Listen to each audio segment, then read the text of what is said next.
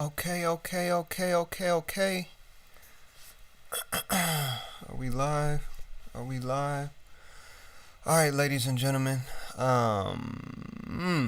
Okay. The date is November the 27th. The time is 9:06 p.m. Happy Black Friday to y'all. Happy post Thanksgiving. Um, Anybody who is here from Instagram, I always say this at the beginning, but make sure y'all jump over from Instagram to the YouTube app so y'all can jump in the chat. Got the chat open. We're gonna do this one, a little bit different. I'm not gonna get into it right this second, but I'm gonna ask y'all a quick favor. I got a friend that I gotta go grab outside. I'll be about a minute max. I know, extremely rude, but please pardon me. I will be back in a minute. While I go, before we get into the intro, before we get into what today's show is going to be about, I'm gonna leave y'all with some tunes from my dear buddy, Mr. Carlos Perez, Low Stop Wave. I'm gonna put y'all on pause. Give me a minute, and I'll be right back.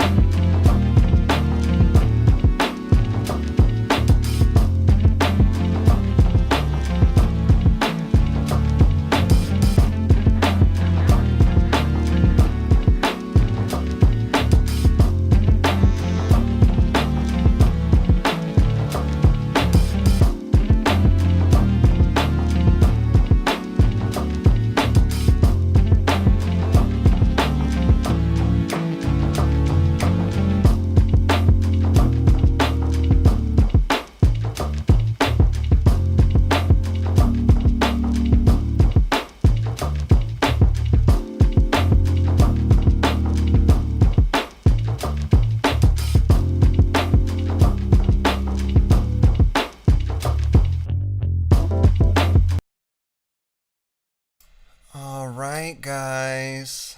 All right, we may have to do some focusing here. Okay. I need a camera on me too. All right, y'all. Let's get you out of frame. Yeah. Put me in. There we go. So welcome to Mixed Emotions. This is my show now. Oh shit. All right, man. So intro, of course. My dear friend, Graphic Garrett. That's how they say it, right? Garrett. Give me a second. Garrett. Okay. Give me a second. Okay. Very, very dear friend of mine. Amazing artist. Amazing creative. We've worked very closely on many things. Just an all around good guy, man. All around good guy. Speaking of that, I was gonna get you a Starbucks. Not a good guy anymore. No, I was gonna get you a Starbucks, but fuck you. You know what I mean? Oh shit. Yeah, man. Yeah. Super good guy. Super happy to have you here. I wish it was on a little bit different of circumstances. I think it's on the best of circumstances. I don't think it could have been on better circumstances. It honestly couldn't have happened at a better time. It couldn't have happened at a better time. So backstory. Realistically, I probably shouldn't have been here today. Why? Just not in the greatest of emotional states, mental states. But you know what though? Snap out of it. Because nobody wants to hear about your bullshit, dude. I've told you this. I've told you this time and time again. Snap out of it. You know, and we had talked about this. So I'll say this. Like, you had asked, I think you asked not too long ago about like the name of the actual podcast and like mixed emotions, mixed feelings. Get it right. Sorry, yeah, get out. I don't pay attention to anything that you do. So and I was thinking about this before. It's like, I named it that originally. I named it that originally because I felt like that's exactly what this is. It's like these lives, these podcasts, whatever you want to call them, streams of consciousness. Are we 6 feet apart? No, as a matter of fact. Do you have a mask? I prefer that you wore a mask. You want to wear my mask? Yeah. I'd prefer that you wore a mask when you spoke to me. Okay. So, the bottom line is my life doesn't revolve around these revolve around my life. So every now and then for any of y'all who have been tuned in from the beginning, this is what y'all are going to get some days. And, that's just the reality of it is certain stuff's going on. And, this is what we're here for. So did we start? No. I'm just kind of getting like thoughts. Oh no, we already started. No, that's not real. Those are comments from last week. Those are all comments from last week. I just kind of wanted to pregame with you before we got started. Okay, so they don't know that we're recording. No, not yet. Nothing's live yet. We're just kind of getting things, getting into the swing of things. Okay, so funny. Before we start, so I'm with Selma Hayek last night. I get to my.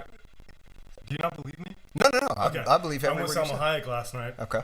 We go to Nobu out in. I'm just kidding. Go ahead. Go ahead. I was gonna do some crazy wild shit, but I was like, this could fuck up my career. Yeah, this could before I even have a career. Yeah. And I'm already on thin ice as it is. Yeah. Okay, yeah. Go ahead. Continue. Yeah, but so today is a weird day. Today is a very weird day. But it's part of the game, my boy. Part of the game. So, back to originally scheduled programming. We'll get into the details a little bit later, but I hope everybody had a great week, great Thanksgiving. I know it's a lot of family business going on. How was yours? I didn't even ask you. What? I fucking hate you. Thanksgiving. It was good. Fucking. What do we? Why? Who cares? Who cares? I went to go eat. Oh goodness! I see what type of night's this about. I went to go. It's gonna be good. This will be your highest rated show. Yeah. We're all about ratings. Yeah, I went to. Pass me one of those fucking beers behind you. One of these? Yeah. Which one you want? Whichever one. You grab whichever one you want as well. I don't drink. You know that. Whatever. Anyways, continue continue with your boring ass Thanksgiving. I plan on living a long time. I don't know about you. Nope.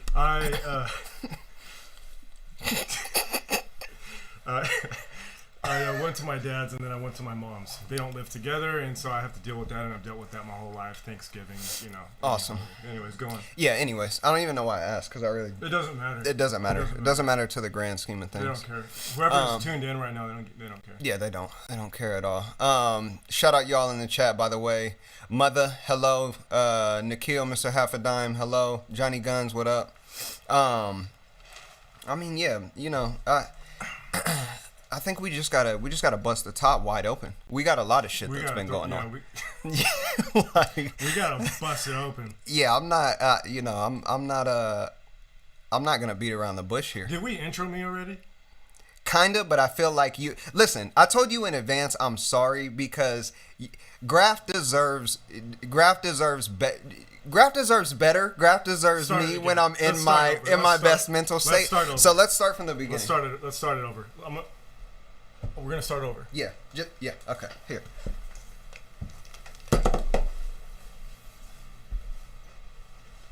All right. Let me go. Over here. Yeah. Yeah. So we did just end up closing on that. I think it was like a $2 million deal, something like that. Oh shit, we're already live. It was like two. I think we're live. Yeah, we are live. Okay. Ladies and gentlemen, today is November the 27th. The time is now 9:16. I have a very near and dear friend with me, a very talented artist, a very talented creator, a good guy, a father, a husband, a brother, just an all-around savant. Ladies and gentlemen. Let me call you back. No, I'm not. No. Not doing anything important. Okay. That's fine. I'll be out of here in like 10 minutes. Okay, bye. Cool. All right, let's I start hope over. that intro was everything you dreamed of, because that's all you're gonna get. All right, we can start now. Okay. Did you call me a savant? I don't know what the fuck I called you. Who are you? Why are you here? You left your basketball in the driveway. Oh yeah, that's right. All right, I'll see you later. Oh man. Okay. Mr. Okay, so you called me a savant. Yeah. Pick off from the tip off from there. Where do we start? Creative legend. I don't know. I heard it somewhere and I thought it sounded good. So savant or savant, however you say it. A saved aunt. Yeah, a savant, a savage auntie. My savage auntie graphic.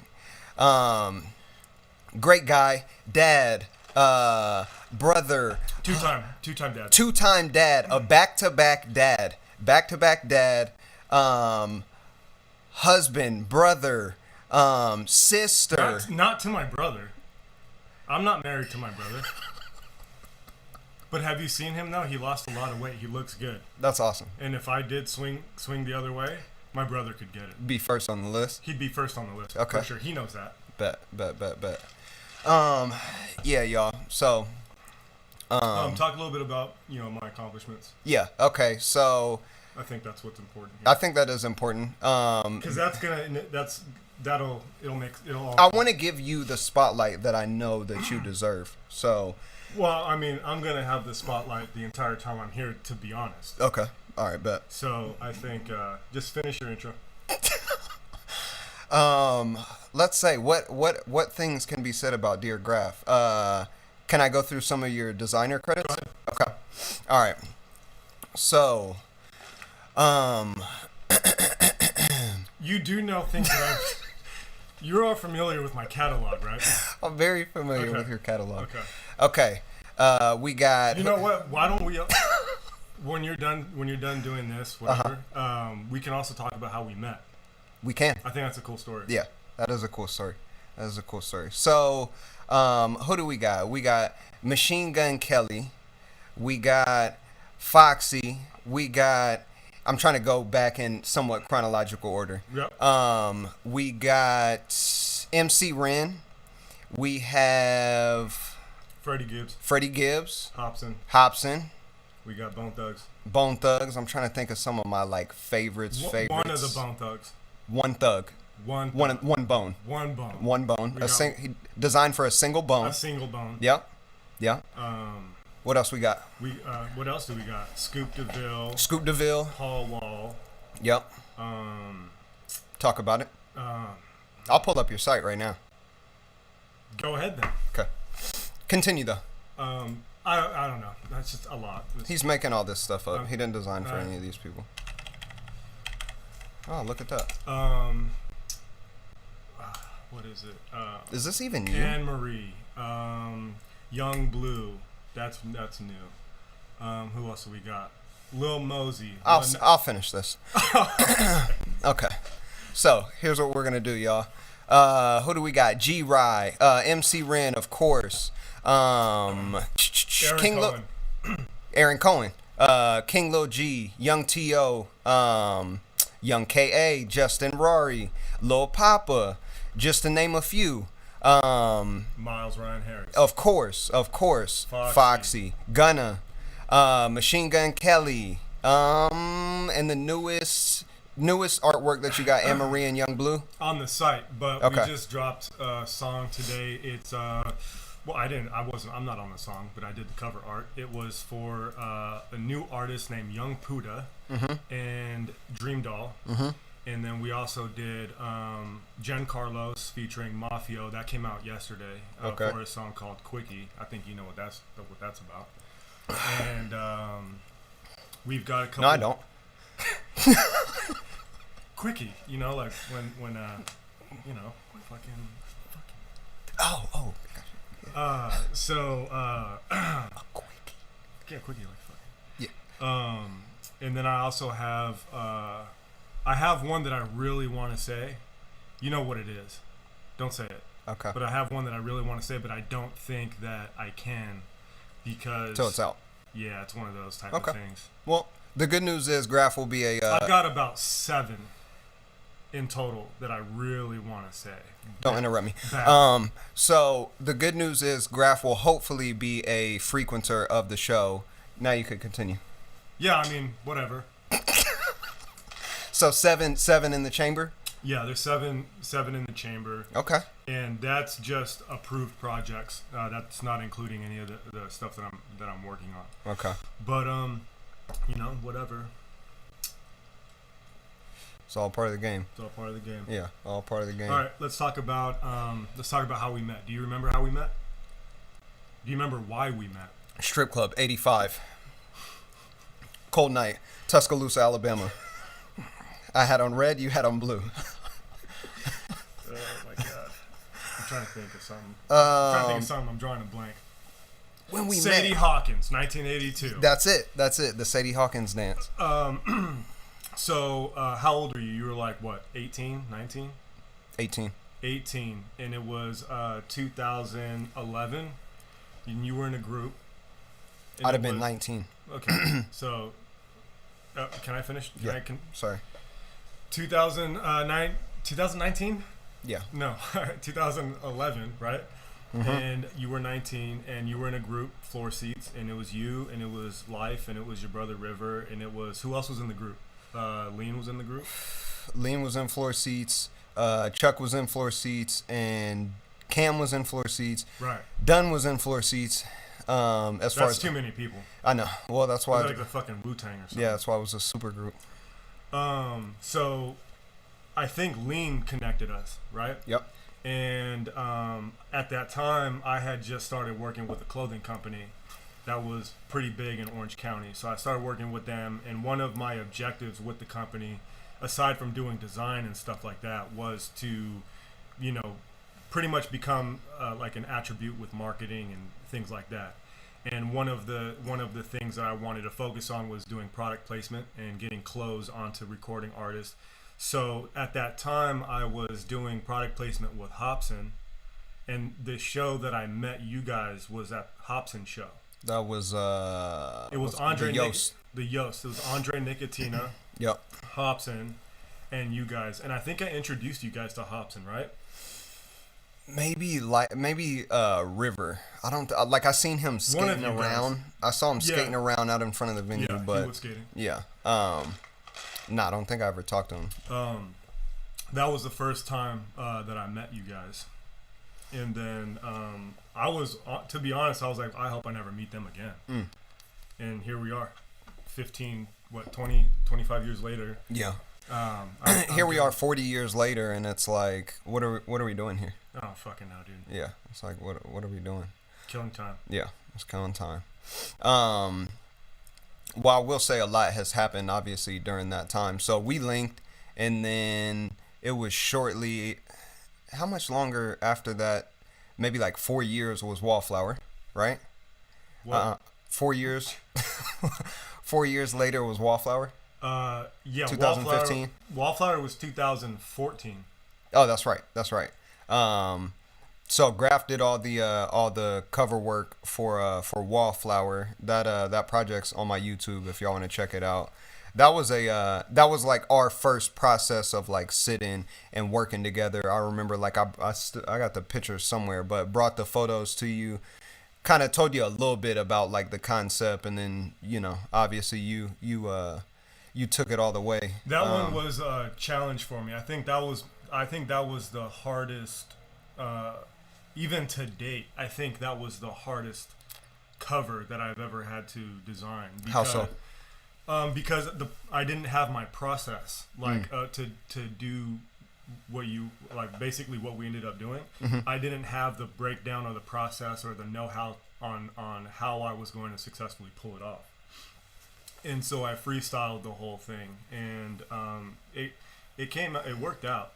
But it's just one of those timepieces where it's like I look back on it now and I'm just kind of like, I could do better. But I think that just comes with I mean, when you time. think of it in like the grand scheme of it, it's like, what was that? So 2014, 6 years ago. When did you originally like start doing cover work?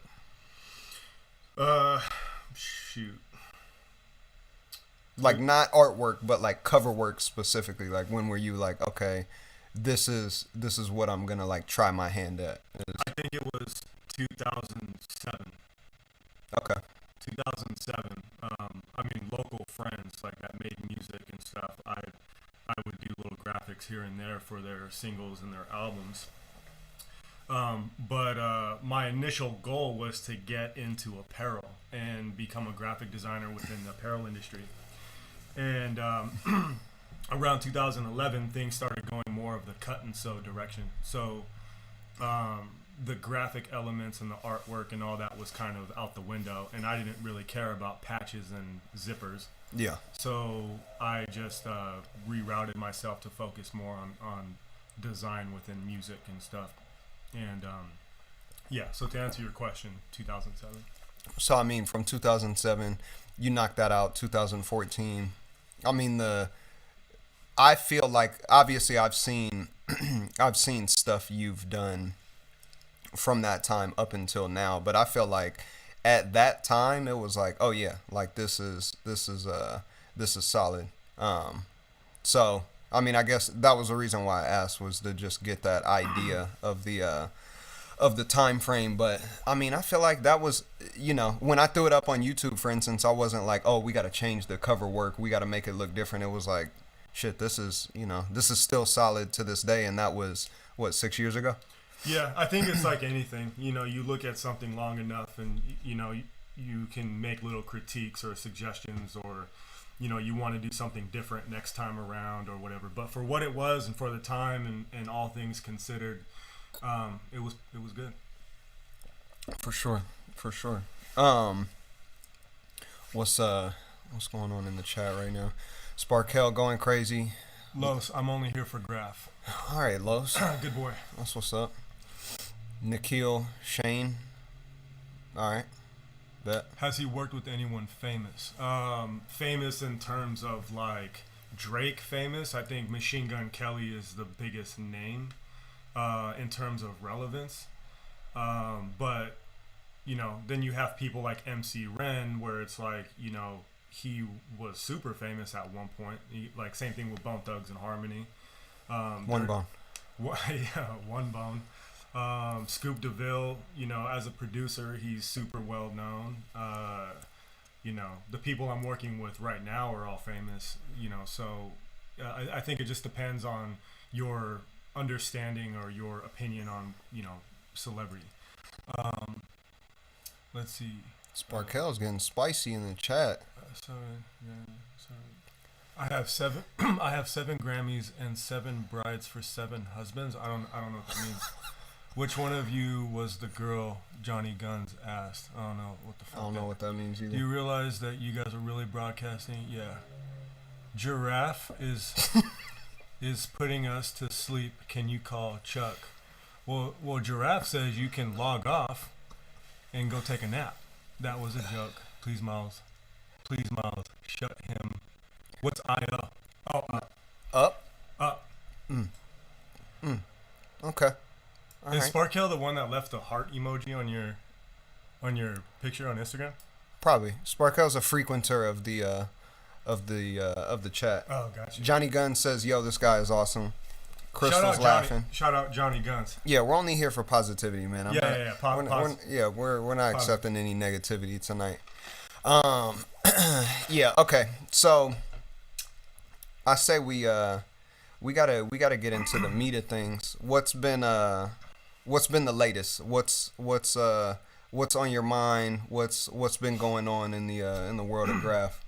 It's everything right now is, I mean, the focus is kind of navigating through this COVID stuff and making sure that, families, everything with families, in order, and work is in order, and just trying to stay motivated and trying to innovate in these times, which is really difficult and tough, and figuring out what's the next move, what's the play going to be.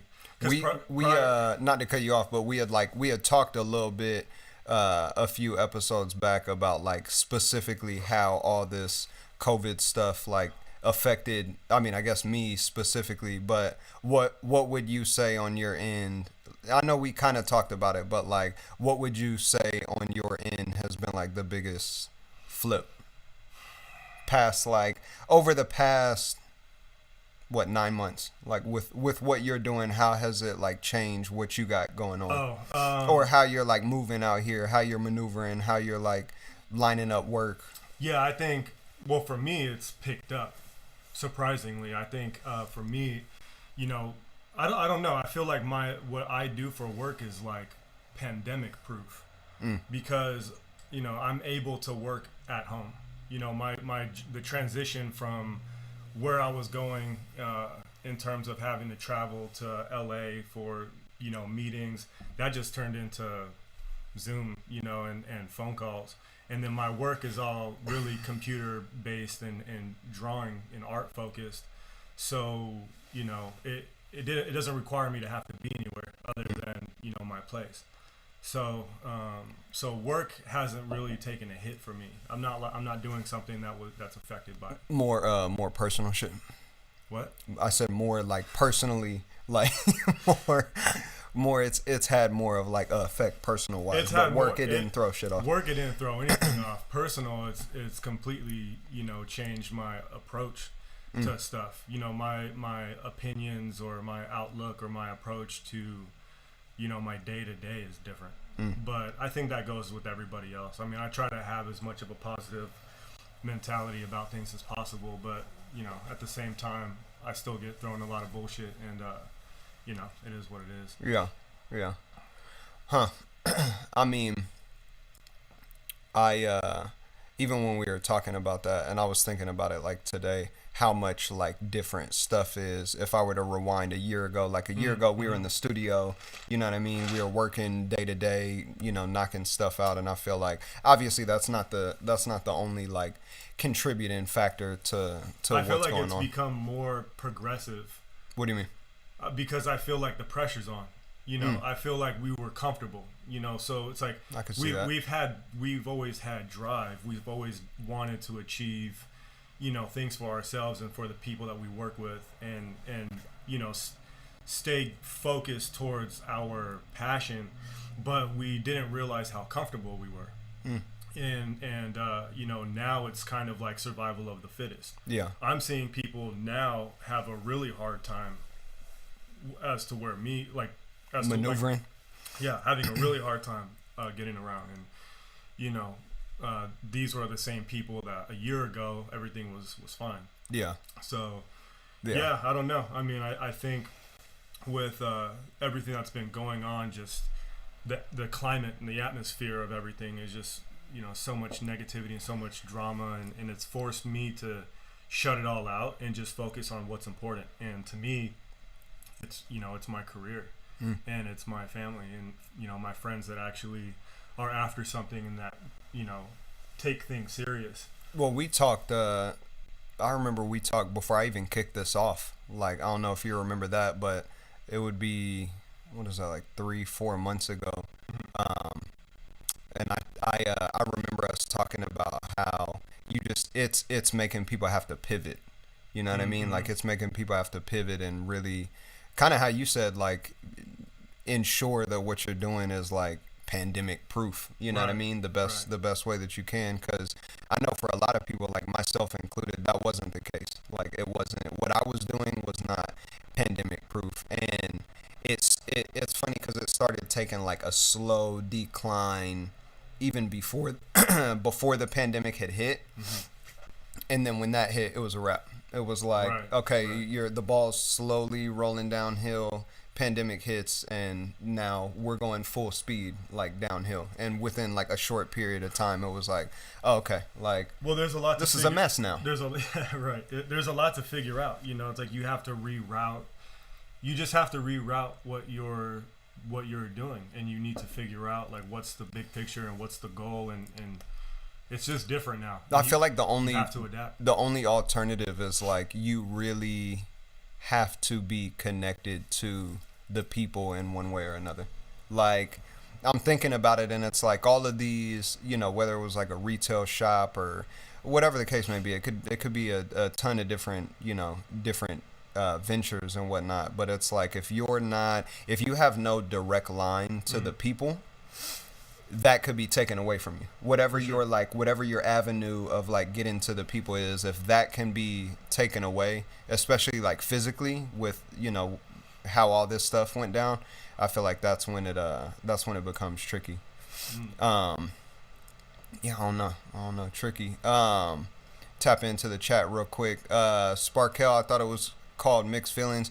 It is Mixed Feelings. We just don't want any negativity. You know we love you, Sparkell. Shout out Orange Division, love my shirt. Delaney, love you, appreciate you. Nikhil, I'm wearing my Orange Division shirt right now, very comfy. That's facts, sir. Is Graf's real name Ralph? Nope. Graf, happy Thanksgiving. Miles, happy Thanksgiving. Happy Thanksgiving to you, sir. I hope it went well. But yeah, I mean, kind of back to the pivot and everything that's been going on. I know you've been working on plenty stuff in front of the scenes and behind the scenes. That's like a big thing we always talk about, is like just the credit for these certain things. You know, the recognition for these things. What's your take on that end? Like, I know we speak on this a lot because this is, you know, I think, I don't know how to explain it or put it in proper words before, you know, I can easily shoot myself in the foot. But I think when you're a creative, or when you're doing things that's seen by a large amount of people, there's a part of you that wants a piece of that shine. And it's not because of anything egotistical, or it's not because of anything outlandish. It's really just because you're putting in the time and the work, and you want to get recognition for what you've done. So if it's revisions, if it's a creative direction, if it's, you know, a service, or it's something that you're providing for something to come to life that's going to be distributed and seen by 1 billion people, you know, you want to get your just due for it. You know, a simple thank you, sometimes a simple, you know, like article somewhere on the internet, you know. And the thing that gets me is like, you know, this isn't the 90s. So, you know, back then it was like our main source of acknowledgement was television or the paper or a magazine. Now it's the internet. So everything is devalued in that regard. So when you're doing something in a mainstream media type of capacity like I am, and not even the internet that's so saturated and watered down and full of bullshit can acknowledge something, it just becomes a little bit annoying, you know, because it's so easy to give a shout out or something. You know what I mean? So I mean, I feel like, and we've talked about this plenty, I feel like, especially with what you do as not just a creative, but like a visual creative, as that ties into music, it's like it does get overlooked. But I know as a artist who cares about that side of it, you realize like, okay, like this is right up there on the list of importance of the track itself, because we are in that age. We are in that age of like you said, it's not the 90s. It's an era where it's like, okay, if you want to do something within music, it's not even just music anymore. You know what I mean? You can't just release album after album, and you know your rollout is weak, your cover art is weak, your promotion is weak. It's like it takes that much more, which is why I feel like it's even more weird that we haven't gotten to that space that you and I talk about all the time, where it's like that's right up there with it. Like the same way that you see people shout out like, oh, okay, so and so like produced this track. You know what I mean? When somebody drops something, it's like you're gonna see that, you're gonna see who's featured on there, but like what about the back end of everything that went into it? Yeah, well, so my one thing is like, there's a targeted audience for there's multiple audiences per one thing, right? So if there's a song, it's not just that there's a single audience only for music. It's like the song comes out, so you have the fans of the artist, and then you have people that are fans of production and fans of artwork and fans of the way something is marketed. You have people coming up that want to get into the industry, or they want to get into a line of business that all kind of meshes together. And so when only one element of that gets promoted, then depending on your personality, you get salty about it. Some designers, they don't care. They just want to they'll just hide behind their computer and they'll design, whatever. The reason why I care is because I started off like, with this idea of being an artist, this idea of being this individual, single artist that can paint and that can tattoo and can do, that can draw, that can do, graphic design and all that type of stuff. Sometimes I forget that you used to tat. Yeah. Yeah. God damn. There's multiple mediums. And so for me, investing all of the time and all the years that I have to working at the capacity that I'm at now to get treated like I, am like brush to the side. Yeah, type. brush to the side, where I'm just kind of like, I hide behind a computer and don't say or do nothing. Like, I don't know. It's such a tricky like complaint, because when I speak on it, I'm specifically speaking up for people that do what I do. Everybody else, they don't care. Like regular people, they don't give a shit about the designer. You know what I mean? They don't care about the photographer that took the album cover photo. They don't care about, the engineering and the producing. They don't care about any of that. They care about just, is it a good song or is it not a good song? Yeah. So, so when I have my complaints or my issues about something, I'm not complaining to all people. I'm complaining specifically to the ones that are in charge of the output of something, the promotion of something. Take Spotify, for example. When you go on Spotify, you can look at song credits.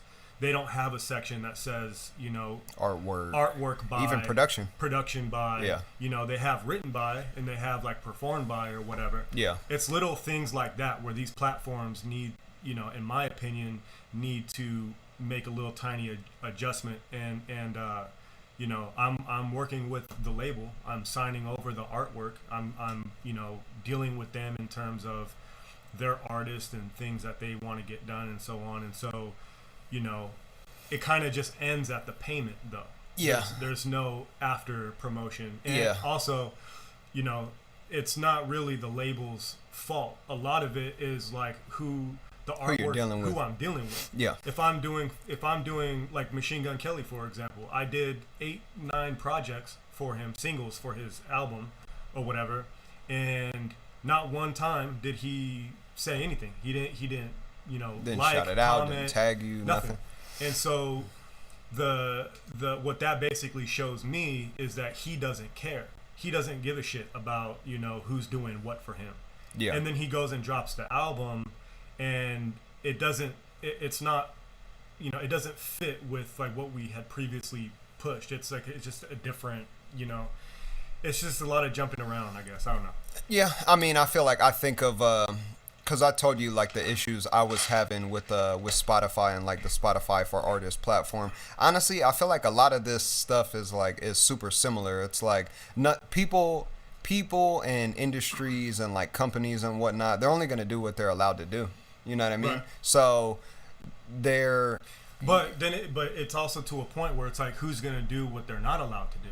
Who's gonna speak up and say something? Who's going? no one will do it until they're like people operate out of necessity. You know what I Yeah, mean? for sure. And I feel like that's really what it boils down My to. passion is mixed in with somebody's 9 to 5, and it fucks up it fucks up the way that things need to inevitably end up. How so? Because I'm putting a lot of energy and care and revisions and time into creating something that I think looks cool, for it then to be final, end up in the hands of a 9 to 5, a person that's just doing a task at their job, for them to be okay, thanks, and then they go and send. Well, so this is what I'm talking about is like people operating out of necessity. And right now it doesn't seem like a reality, but it's like, okay, well, imagine like you did the cover for MGK, right? And in the contract it's like, okay, like, you know, you're gonna post this, you're gonna tag so and so, you're gonna do this, you're gonna give like this credit that is due. That's the type of stuff I'm talking about, where it's like right now it's not a reality, but that won't be a reality until enough people, I feel like, push for it. Like, Yeah, that's gonna for constantly sure. be a thing. An overall reality, to where it's part of the standard. It's part of the it's part of the expectation generally. I think it's gonna happen for me You're first, part of the expectation that people do that. like as a whole. Yeah. Yeah. But I think I don't even think I know that it'll happen to me first. Like, I'm going to get all of this shit that I'm complaining about. I'm gonna change it, but not. I don't think I'll be able to do it for everybody. I know I'll be able to do it for myself. Yeah. Like, I know when I say, I mean, it starts with one. it You know does. what I It mean? does. Like, It does. But it's gonna start with the one. thing is it becomes part of my expectation. If I can produce the work, I can get it done. I can turn it in on time. I can do all that. Then I can hit them, and obviously as my portfolio grows. But then I can hit them and say, "Hey, I'm gonna need this, and that." You know what I mean? And Do you ever get to the point? Because I know you as an artist, and I know all the things that you're capable of on that end. Do you get to the point where you're like, honestly, man, like, I don't even want to do like cover work? Like, no? No.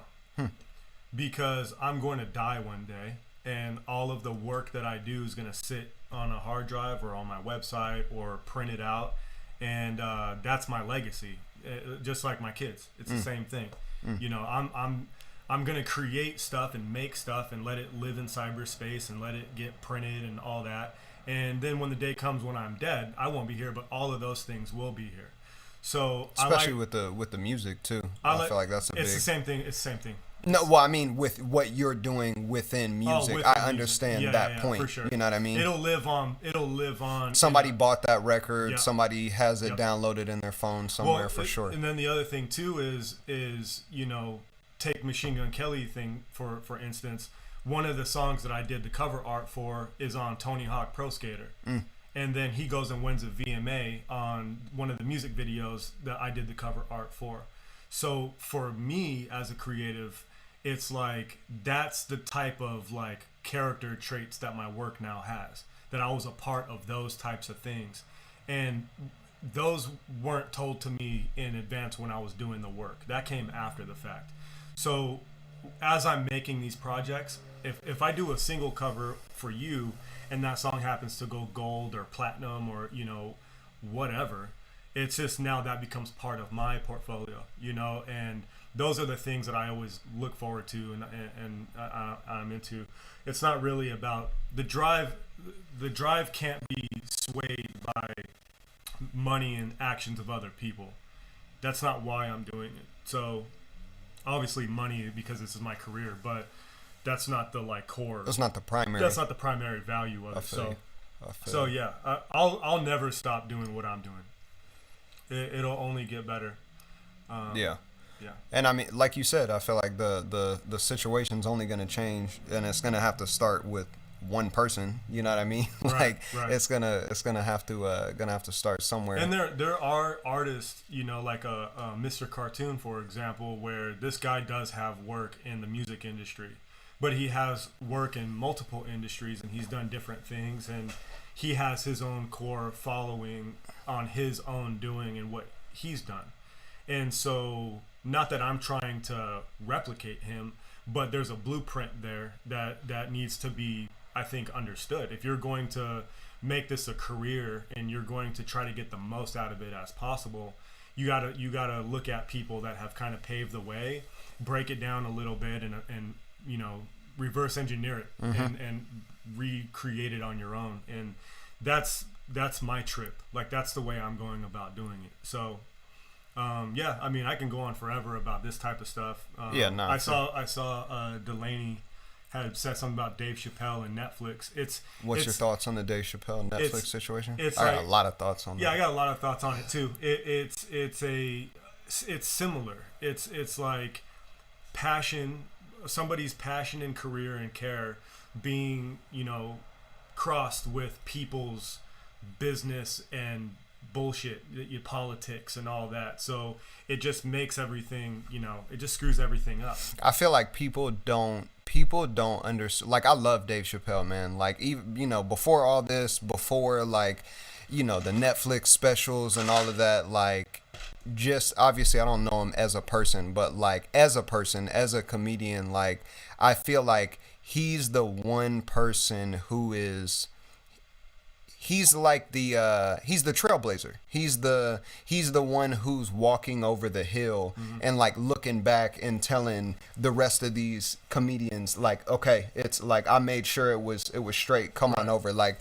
when you really understand like that whole situation with him, and I thought it was so dope, man. Like, I never obviously I watched Chappelle Show, but I never watched. Did you watch it when it was on Netflix? Yeah. Okay. I never watched it. Oh no, on Netflix? On Netflix. I watched it when it came out. Okay. Bet. So like I didn't watch it when it was on Netflix either way. But I didn't even know it was on Netflix. Well, so do you know the story about like how they put it up on Netflix? Comedy Central licensed it to Netflix, but they didn't pay him for the show, so he received like no royalty, nothing. Yeah, off of it. When you came to my crib, you were playing that. Yeah. That what's it? Forgiven, I think, is the name of the video on his Instagram. Which, by the way, I didn't even know Dave Chappelle had an Instagram. But like, I just think honestly, man, that the story behind that, for like anybody who doesn't know, is so dope to me. Like, I thought it was, I hadn't seen anything like that before, in terms of like him reaching out to Netflix and them pulling the show from there because of their relationship. Like, there was no money involved. It was like, okay, like, hey, this company being like Comedy Central, like, did me wrong. I've done a lot of work with you guys, and I don't feel good about having this show that is literally my name, and I can't make a new one. I can't go out and make another Dave Chappelle show because they own the rights to that.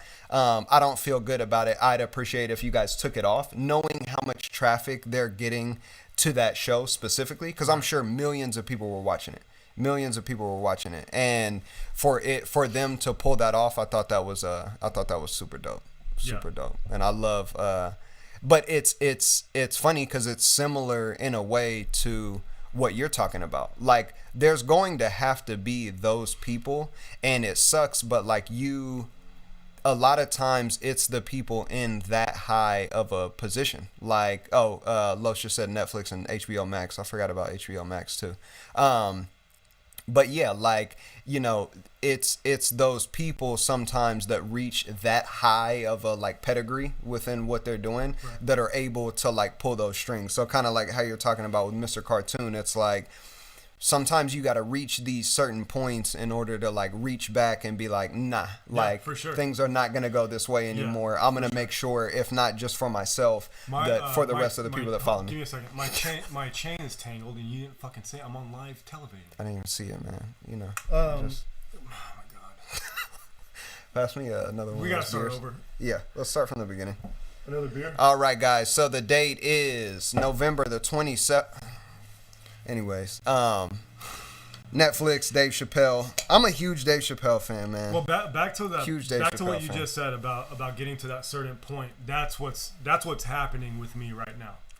That's why I'm starting like that ascension. I'm becoming a little bit more vocal now because. Can you talk any about like what's going on? I'm not. I don't want to put you like. I don't want to put your feet to the fire, but like I want people to know like what's going on. Why we're kind of in similar, positions. So whatever you can talk about to give the people like some insight. I mean, what else without throwing yourself under the bus? I can't say much because of I can't say much, but what I will say. I mean, I will say much when time is of the essence, but right now I can't. But what I will say is, working within the music industry, I've learned that, the way that people manage artists to the labels that the artists are signed to the representatives of some of these artists, like a lot of these people and entities are not in unison. Sometimes the record label isn't really, eye to eye with the management, and sometimes management's not really eye to eye with the artist. And so a lot of things get kind of screwy. So, my situation is, I spent 3 years developing something, working side by side with somebody, and I got played. I got played out of my position because of somebody that is essentially taking the circumstance and being an opportunist about it. And so, I'm not really I'm bothered by it because of like my my effort and the care and all of the things that I've put on the line for the past few years, and the things that I've built and the time away from my personal stuff to invest into something to then inevitably get played out of my position by a person that's going to end up completely rerouting years of effort. So that's why I'm a little bit on edge with certain things, but I can't say much because there could be a legal situation. I won't know until after till shit hits the fan, Jack. I won't know until shit hits the fan. Yeah, rest in peace, Foxy. Yeah, man. So, but back to what you were saying with finding yourself in that position to have the leverage to make certain calls and certain shots on how you want things to be, similar to how Dave Chappelle's doing it right now. It's like anything else. You have to pay your dues. Yeah. And with tattooing, for example, when I was tattooing, I paid dues for X amount of time before I can even tattoo on somebody. And when, designing or working with a company, before you ask for a raise, or if you're designing, before you can get to the clients that you really want, really with that anything, probation period. you got to go through it. You got to pay your dues. And, it varies according to the way that you are as a person and what you do. I don't party, I don't drink, I don't do drugs, I don't do shit like that, right? So I don't have those types of distractions. My outlet, my fun time and all that is, my hobby is my career. So my amount of dues in terms of the amount of time that I have to put towards something is going to be significantly less than the people that fuck off on the weekend.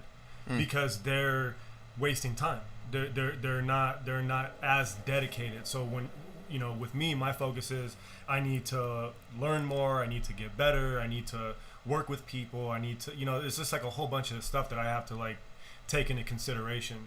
And so I'm 30 now, and so I dedicated my 20s with that mentality, and it's led me to where I'm at now, where I can provide for my family and help out my friends simply by being a designer and being a creator, and that's all I want. Anything that anybody has to say about anything as it pertains to me, that's one of the things that they're going to say. They're going to say, well, he stayed focused. He's been doing the same shit he's been doing since high school. He's gotten better. And my objective since 12 was to get into the music industry, and I did that at 27. And now here I am in a situation where I'm already in the door. My catalog is getting stronger. I got played out of a circumstance, and now it's I have to defend myself. Now I need to speak up and say, okay, well, that happened, and we have to make sure that doesn't happen again. And we also have to make sure that for people that are coming up behind, under me, they don't go through the same thing. I don't have people in my position that paved the way for me. There are people I admire, like people that I look up to, but in terms of people that do what I do specifically when it comes to marketing or design or management or whatever, there isn't a known version of me. There isn't a famous version of me. And because of that, I've had a lot of trial and error in trying to figure out like what's the path I need to take. But I'm him. So I have to figure out how to articulate my vision in a way that I can translate to people to understand what to avoid or ways that they can go about it. So if that means me starting my clothing company, then that's why I did that. If it means me being more vocal and speaking up and saying certain things, that's why doing stuff like this is important for me now more than before. And there isn't so much, what is it that I want to do? It's like, this is what I'm going to do now. And that mentality, is such a critical shift for me, because my last interview was 2016. I did an interview on Dash Radio. And I'm looking back at the interview, and a lot of it is, oh, I would like to do this, and oh, I want to do that, and this would be, cool. And now I did all those things. And now I'm at a place where it's like, I think anybody with eyeballs that looks at anything that I'm doing can see the direction that I'm going. And this is just what I do. So now I just have to call my play. Now I just have to call the pocket. And I'm getting older, and my patience is running thin. And fortunately, I'm in a good position to where I can have that type of eagerness, that type of mentality and hardcore, stubborn approach, because I have things to back it up. You can't be cocky, and you can't say certain things when you don't have nothing to back yourself up. When you don't have a resume, or when you don't have a catalog, or when you don't have something, and you can't be cocky. If you're 50 right now, and the last time you did anything cool was in 1990, you can't, then you lose, you still can't do that because you're not relevant. You got to stay consistently evolved and consistently irrelevant. It's ongoing. Did you watch? I don't mean to cut you off, but No, did you watch The Social Dilemma? Mm-mm. You didn't watch it? Mm-mm.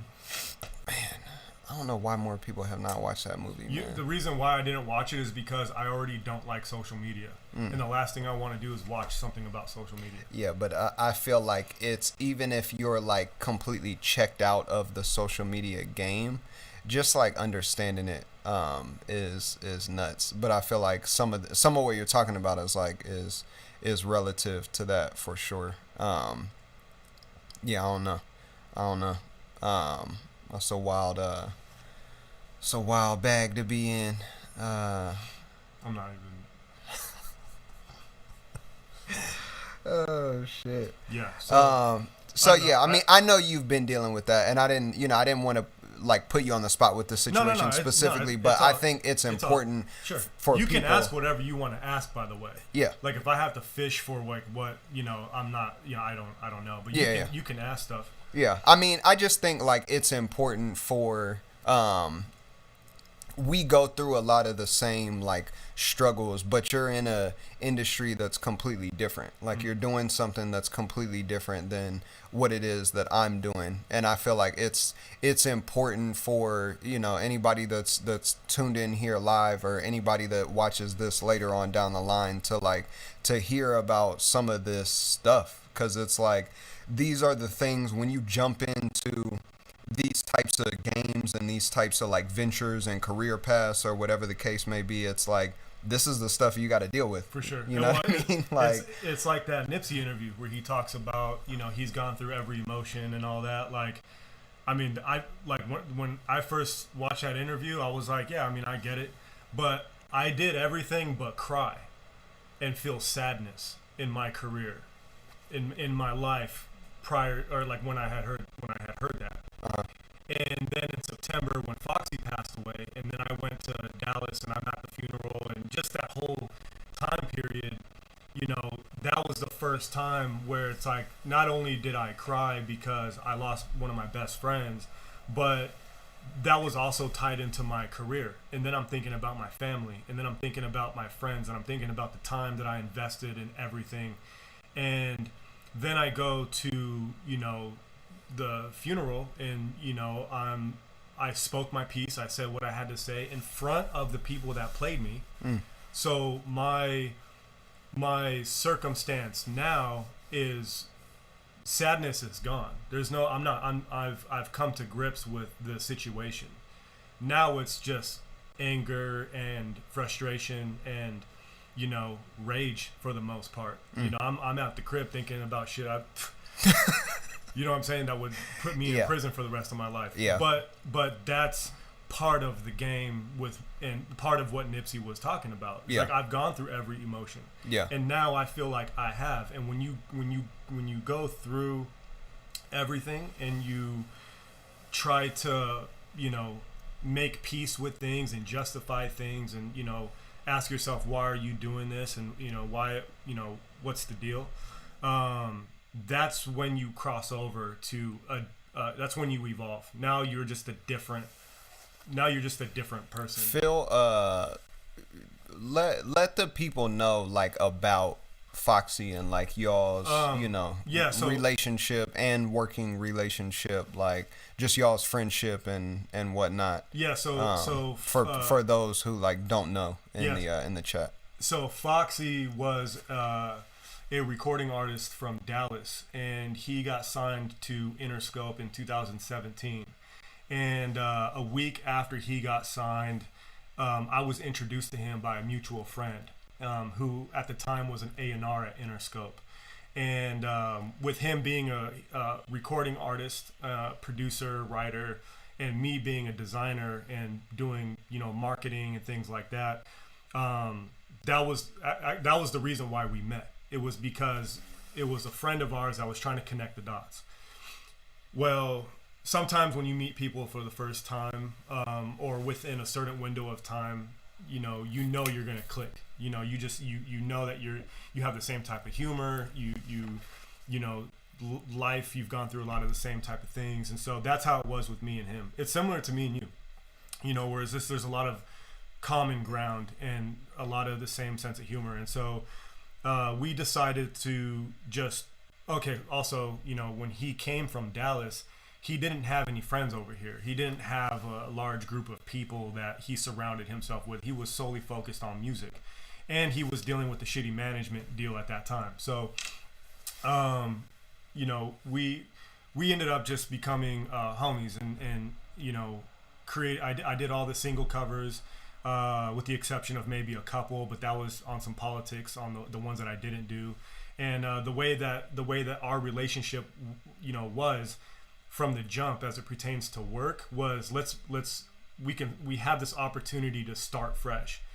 I barely just got brought on to Interscope as an art director, vendor, you know, a contractor, and then he got brought on obviously as a recording artist. And knowing our circumstance and how early on in our careers it was like, well, we're going to start at the very beginning. We're going to map out everything. So like our cover art, everything can be connected. all the covers can play into the next and play into the next, and our videos can be directed a certain way. And we just had a lot of creative, goals with what we were doing.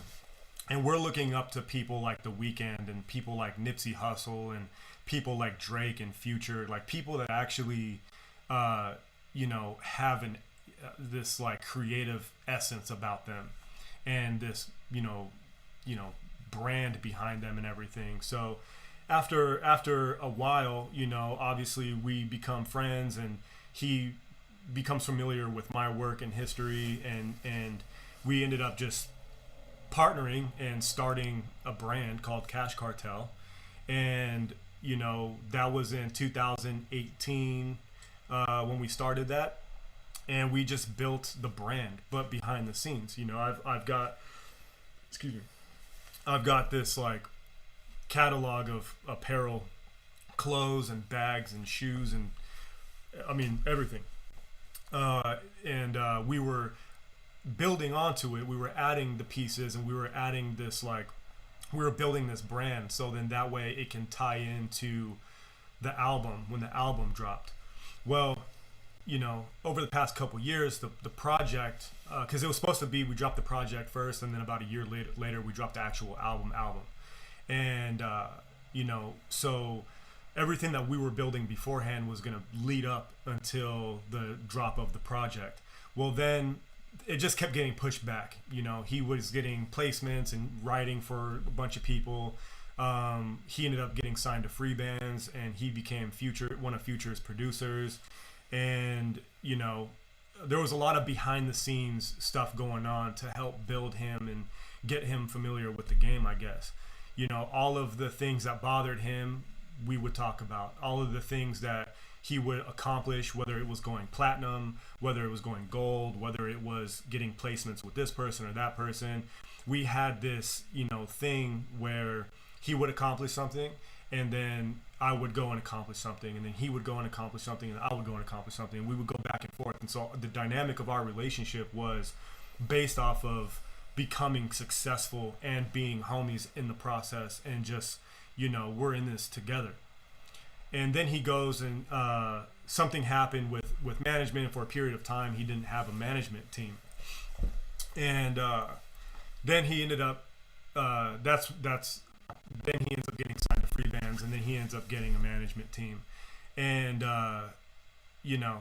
things started getting a little bit disappointing after a while, because singles were coming out, videos were coming out, and there's no push.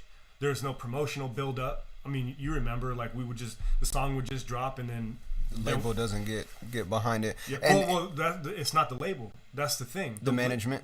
Yeah. The label was like A1.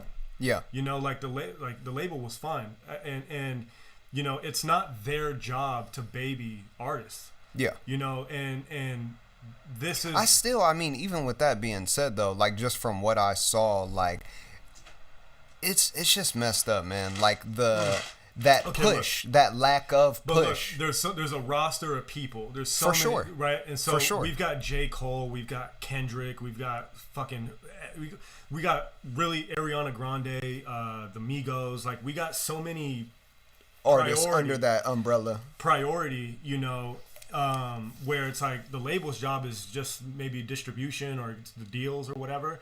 But the way that the artist is catered to, a lot of that, in my opinion, and from what I've seen, that's the management's responsibility. How much are you going to prioritize your own artist? You're responsible for this artist. But if the label is that machine, I mean, I guess it kind of works hand in hand. I mean, and correct me if I'm wrong, but I feel like the management, like, who's really, those are the people that are in your corner. You're not expecting a label, this huge machine, right, with tons of different artists on the roster, to prioritize you specifically, especially when you're at like a certain level, right? But you have your management that should be all they're concerned with is pushing you and placing you into priorities. But they have to work in unison. The management has to work in unison with the label, and then the management also has to work in unison with the artist. So it becomes this like assembly line of things to where if one is like messed up, everything gets messed up. So that's what I meant by like the whole, like I know it may not be them specifically, but like their lack of push, the label I'm talking about is like a byproduct of the management's lack of push, I guess, from what I understand and what I've seen, like, of what you've dealt with. I don't work at the label. You know, I just know that the people that do, they have a roster of people they have to run through, turn things in, they got to do whatever. You know, and as it pertains to management, you know, you have these major artists like take Weeknd, Drake, Future, Kendrick, Cole. These guys are all huge, massive artists, but they're all pushed differently. They have different like identities. They have different things about them that is their responsibility. They're responsible for what they put out. And so with Foxy being a new artist and not having a management group or whatever, to then ending up with a management group and there being no difference, no difference in terms of how he's pushed. When he didn't have a management group to when he did have a management group, he was pushed the same. Music was pushed the same. Yeah. You know, and me working with artists and me working with actual managers that are like prioritizing their person and pushing and campaigning for them. Like there's no excuse on why he was putting out music and then it was being slept on. You're just gonna drop the shit and then forget about it, and then he's left to promote. Well, I think like and that's kind of what I'm saying, where it's like, because imagine he had a management group and no label. You know what I mean? Yeah. Like when you think about it that way, it's I know like people like that push heavier with no label. Yeah. People that are actually on a label. Take the label out of it. This is like management shots. Yeah.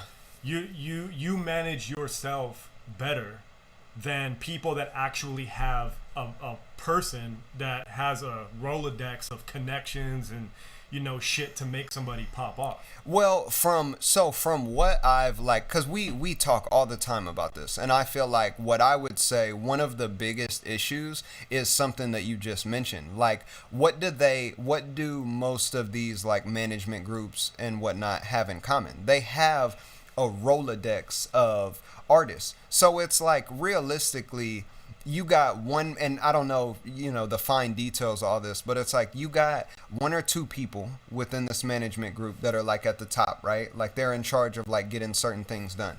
But then you have, you know, 10, 15, 20, you know, like different artists under this same management group. So it's like you think of someone like Foxy and it's like, well, I mean, shit, man, like what do you not... It's like you just get lost in the sauce of it, because it's like, well, what are these people expected to do? That's because there's no structure. So I'm with a label right now. With I went into partnership with my buddy Elijah and his brother, and it's called 10 City. It's a creative house that we have 10 different people under us. That are new acts, and a couple of them are, you know, on their way. So our job is to look at each one of these people. We have a boxer, we've got a singer, we have a rapper, we have a social media influencer. Like, we got different types of people. It's our responsibility to look at them individually and say, these are your strong points. These are what you want out of your career. This is how we're going to assist you creatively, promotionally, blah, blah, blah, blah, blah. They can't all be treated the same. We got to treat them all differently.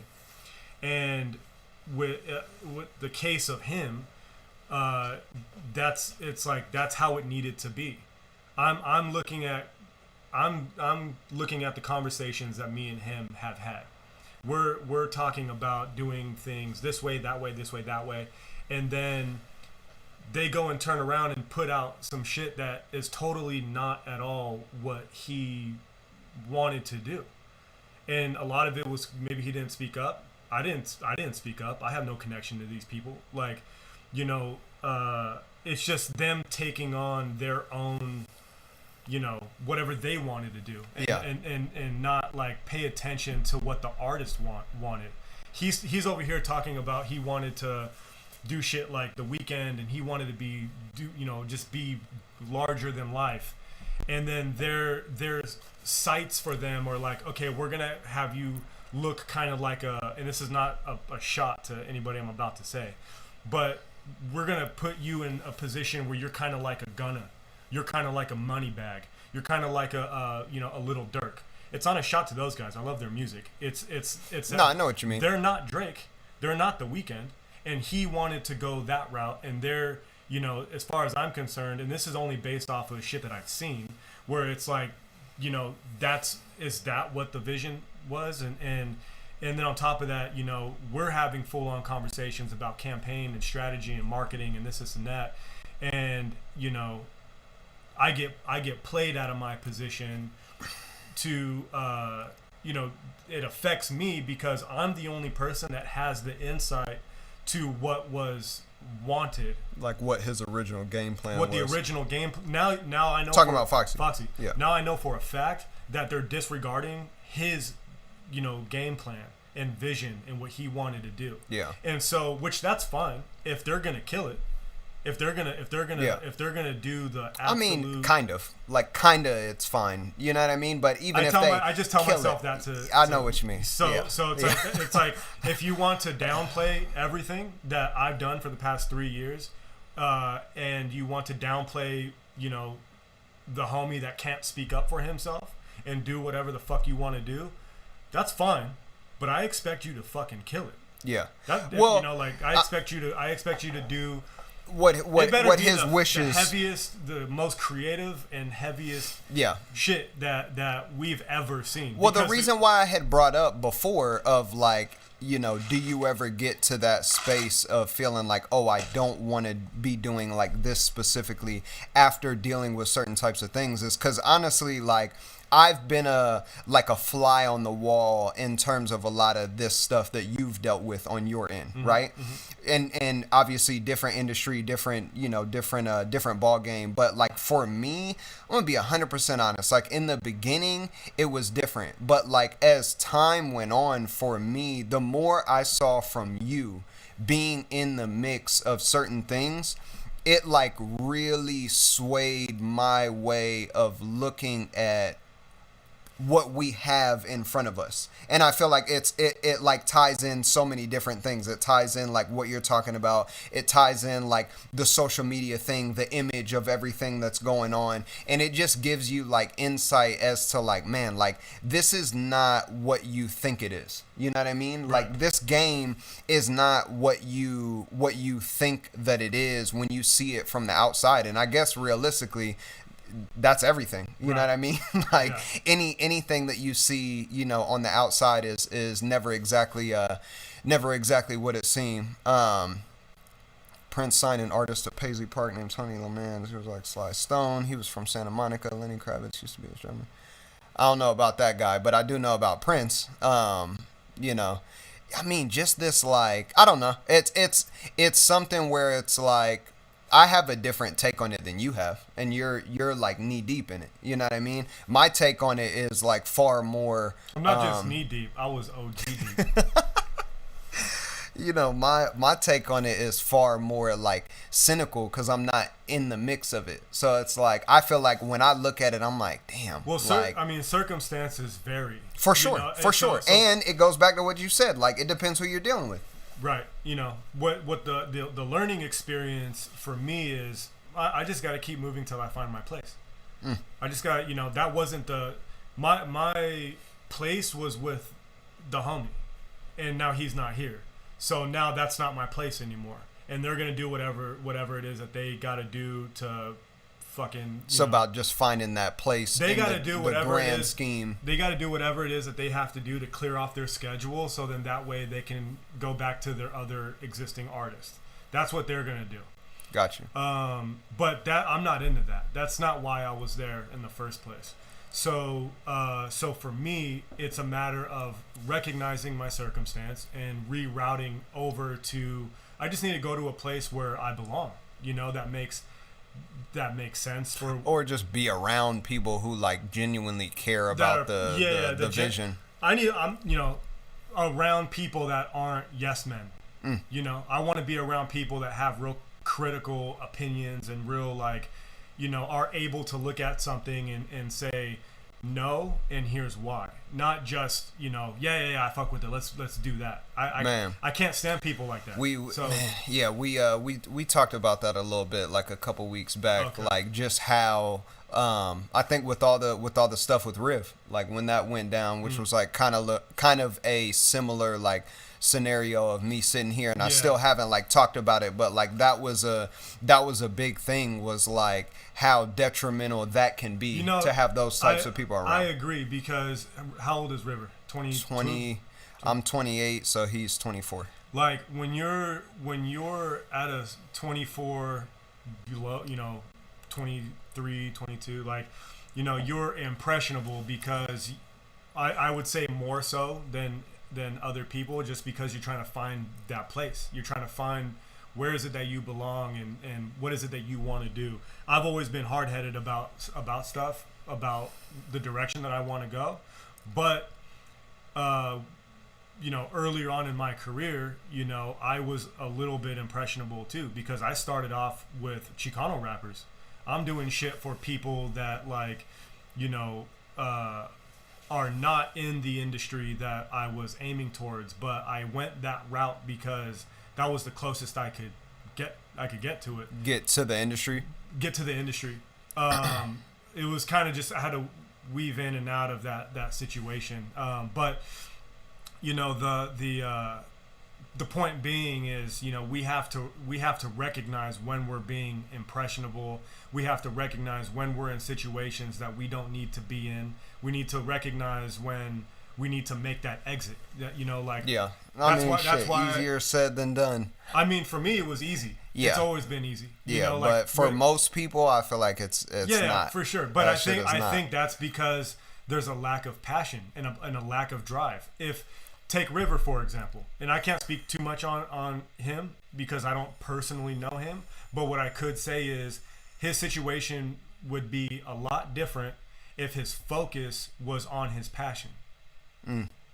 His focus isn't on music, because if it was really on music, then he wouldn't, the situation would be different. But what I will say following that is, I think this may be a good experience for him, so when he does get back on his feet, he can then, that's going to determine or help him, you know, okay, that was fucking retarded, so I'm gonna switch up. Yeah, I mean, I think like it's your brain wiring, you know what I mean? Like there's some stuff that I feel like is just inevitable, where it's like, you know, you will experience these things, you will have these emotions, you will feel these thoughts, and then it comes down to like the actual experiences that you go through.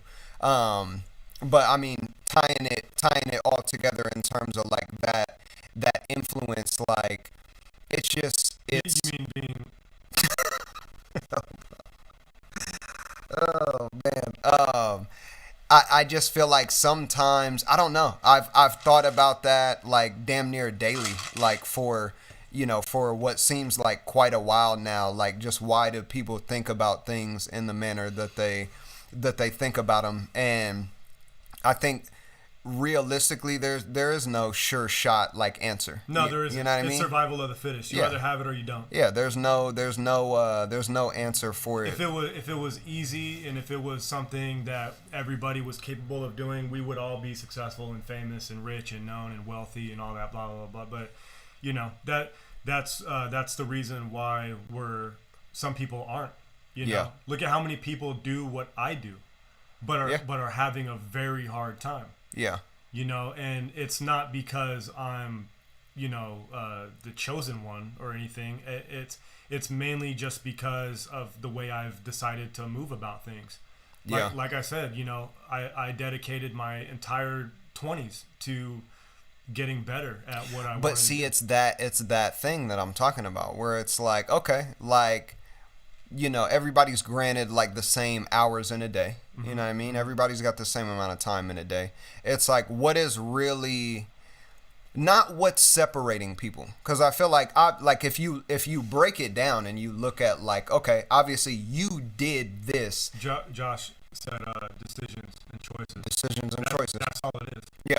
What type of decision are you gonna make with what you have? But so I agree 100%. My thing is like, okay, what drives those decisions and choices? So like what is, because it has to be something. If everyone is capable of making the same decision and one makes one decision and one makes the wrong decision, the most interesting thing to me is like, why? What is that like deciding factor? Because we know, I think it depends on how you grew up.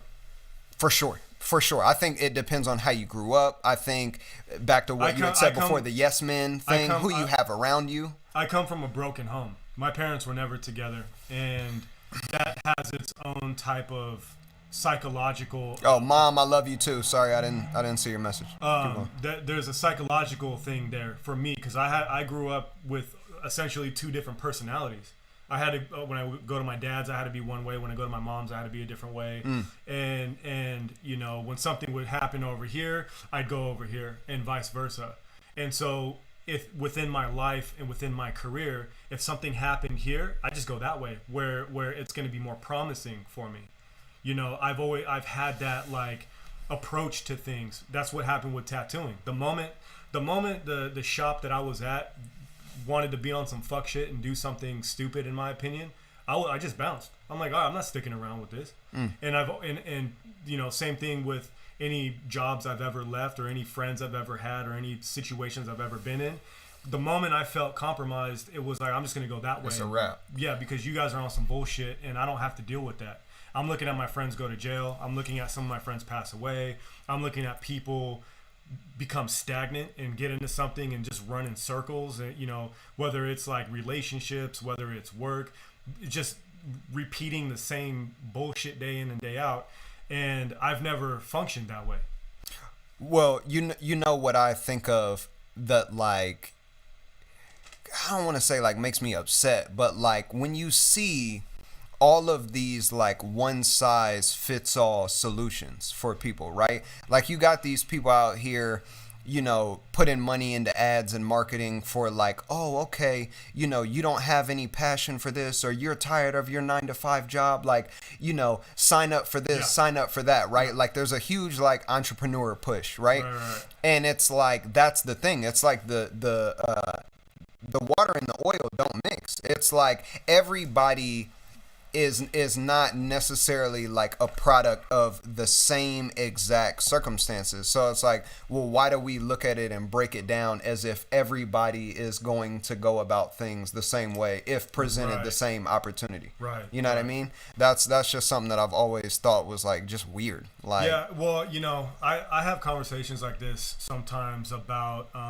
as it pertains to like people from other countries, like people that come here from Mexico or whatever, that like, or like El Salvador, or like whatever, they come here and then they, provide for their family, they get decent jobs, they bust their ass every day. And then you have people that were born here with the same, if not harder circumstance, or easier circumstance, that do half as much, if that. Smoke weed all day long. I mean, honestly, man, it's that's such like a deep thing where it's like it goes back to, so when you mentioned earlier and we were talking about how like, people operate based on necessity. You only do what you feel like you have to do. You know what I mean? Everybody, there's no like exception. You only feel what you have to do. Now, like the mental part of it is some people feel the need to do different things. And I think that's an interesting thing to like put a pin in, is why do people feel the need to do certain things? But that concept, like as a whole of what you're talking about, is like, That's a huge root of all of this. You know It's what's like crazy? At the end of the day, none of it matters. It doesn't matter. the in you know me, you know I don't disagree, but for the people, in what way? Because we're all gonna die. That is true. We're all That gonna is be true. dead. In 100 years from What now. do you let me ask you something. What do you feel like if you could boil man, it down? First of all, male. If you could boil it down, because I've really been like thinking, like I've been going through it like the past, for quite a while, but definitely like in great detail, like, the past couple of weeks or so. And that's one thing I've been thinking a lot about is like, what is the one thing? So I'm asking you this question is like, what is the one thing that does matter the most? Because I've heard from you, and the reason why I'm asking is because I've heard from you like mention these different things all in a collective of like, oh, okay, like these are the most important things to me. Like these are the most important. But if you had to say like, this is the one thing, no matter what, that like I want to make sure is good, that I leave like a legacy on, no matter what would that one thing be? What people say about you when you die. So your legacy, but Just- in what? Okay, just let what- me dig a little bit deeper. Okay. So what people say about you when you die as what? So as like As to them. no, but I mean like so okay, And not all people. okay, The ones that you feel that matter to you, what Okay. they say. okay. So your legacy Like, like it's to the if- people you care about. Like if I leave here and then something happens to me, what are you gonna say? Got you. That's the type of stuff I care about because you're Got you. my friend. Got you. And same thing, what type of dad was I? What type of husband am I? What type of friend am I? What type of creative or entrepreneur or whatever collaborator? What am I? So that's like my struggle because you're constantly like on guard with that, but at the same time, Could I ask you, do any of those mean more than others? yeah, What means the most? my kids. Okay. Yeah, my kids. Without a shadow of a doubt. What Gotcha. are they gonna? Everybody else, is comes and goes. You know what I'm saying? They can, as fucked up as it sounds, but the reality is people get replaced easy. Yeah. Kids are not the same. So, this is why I don't hit them. This is why I don't, cuss at them. This is why I don't abuse them, mistreat them. This is why I'm the way I am, with them, and why I stay focused because, I'm supposed to, with the order of operations, I'm supposed to go before them. So, what are they going to say and have, and What's that legacy? what did I teach them? What did I show them? That's why I'm not out here fucking around. That's why That's why I don't go to the clubs. That's why I don't fucking do drugs and shit. Is because they. Like that's the example you'd be setting for them. That's the tone. I mean, before them I wasn't on that, but now I'm really not on that. So. Again, everybody's different. I got friends that don't give a shit about their kids, so I can't say that that's how it is for everybody. But for me, it is. Just because I've been face to face with death before, I've lost people that have passed away. So my perception and understanding of life is just totally different. I think the way that I do because of my experiences, like everybody else, and my experience have led me to think this way now. When I'm talking, I don't need you on your phone. I knew you were gonna say that. I'm just trying to get people in here. No, I'm listening. I'm listening because it's something that I literally like think about on a day-to-day like basis, especially like right this second. It's something that I've been like thinking about a lot. I think you're supposed to because you're maybe this kind of sounds a little I don't know what's the word, like, it's not toxic masculinity, but as the man and as a dad and as boyfriend or husband or whatever, whatever, it's like you have a certain type of pressure on you to show up.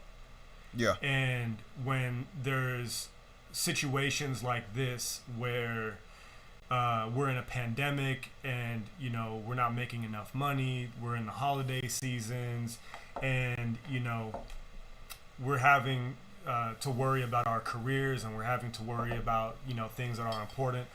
When when things aren't aligned the way that you want and you feel that pressure, then I think that's when it kind of puts you into a slump. And I'm in that slump a lot as well. But I turn to a form of escapism. That's where, and I've said this before, and when I learned that word, it kind of it's been standing out to me, escapism, turning to something to distract you from something else, basically. And since, I lost my friend and, the pandemic happened, I quit smoking, like I don't have any vices other than coffee.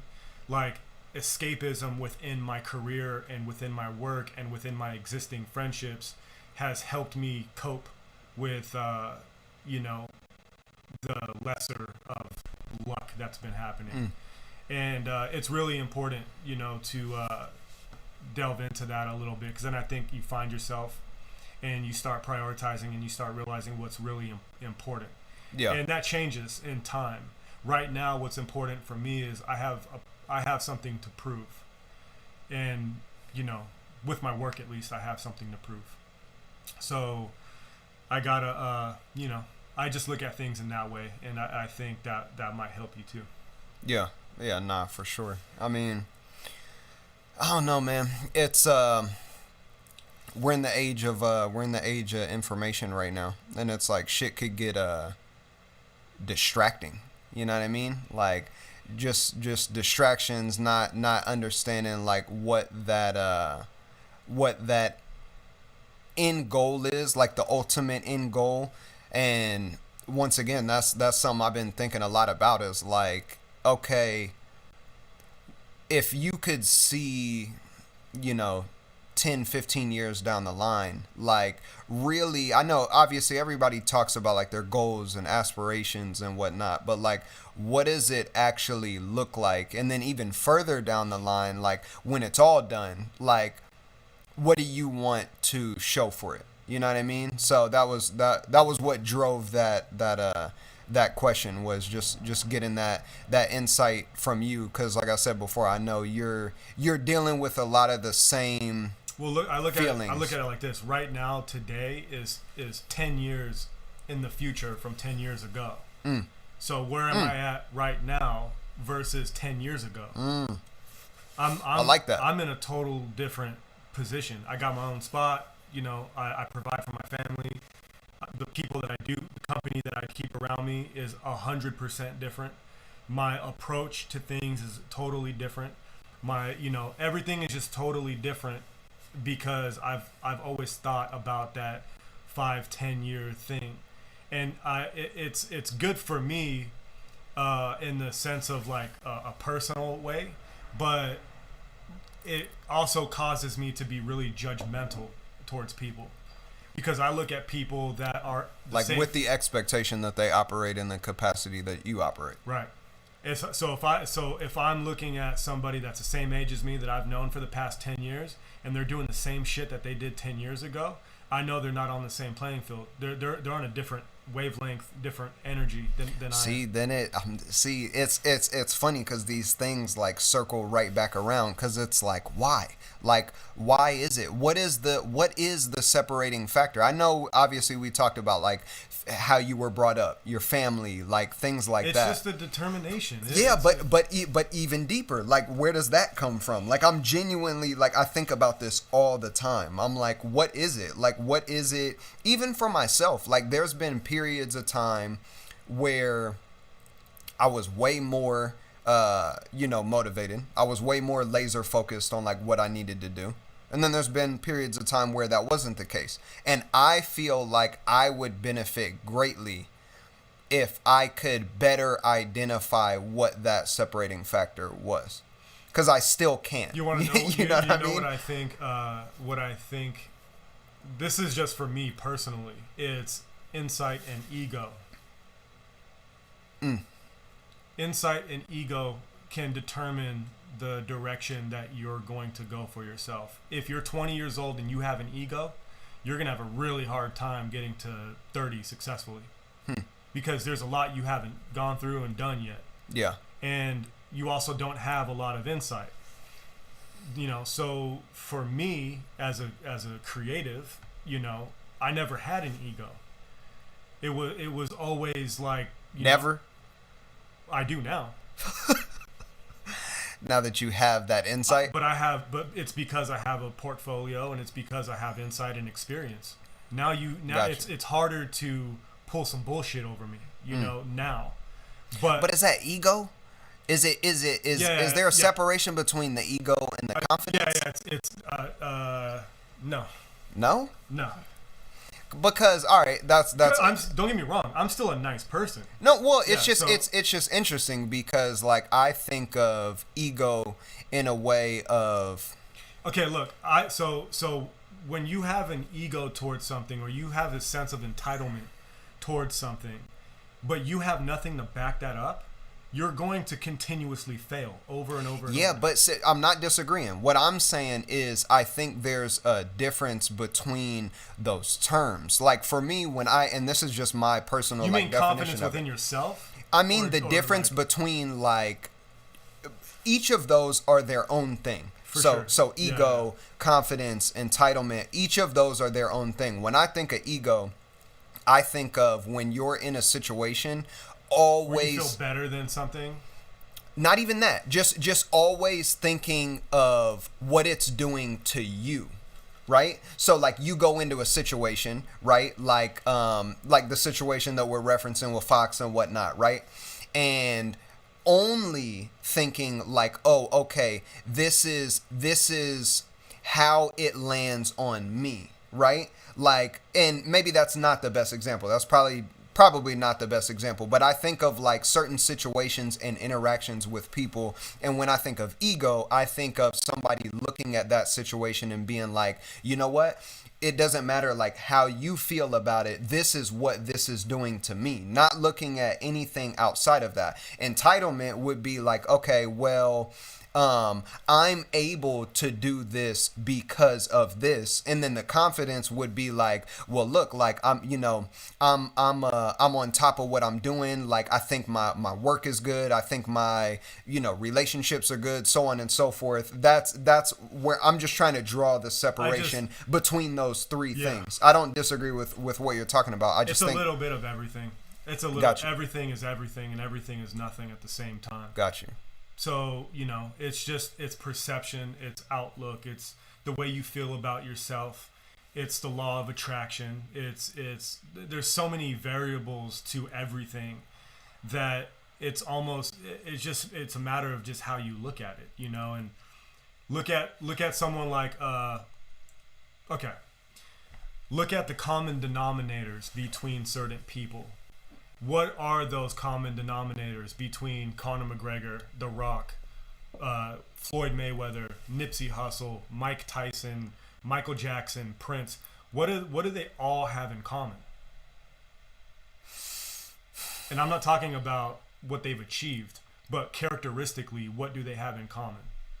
Like if I could boil it down to one thing? Yeah, maybe one or two or three things.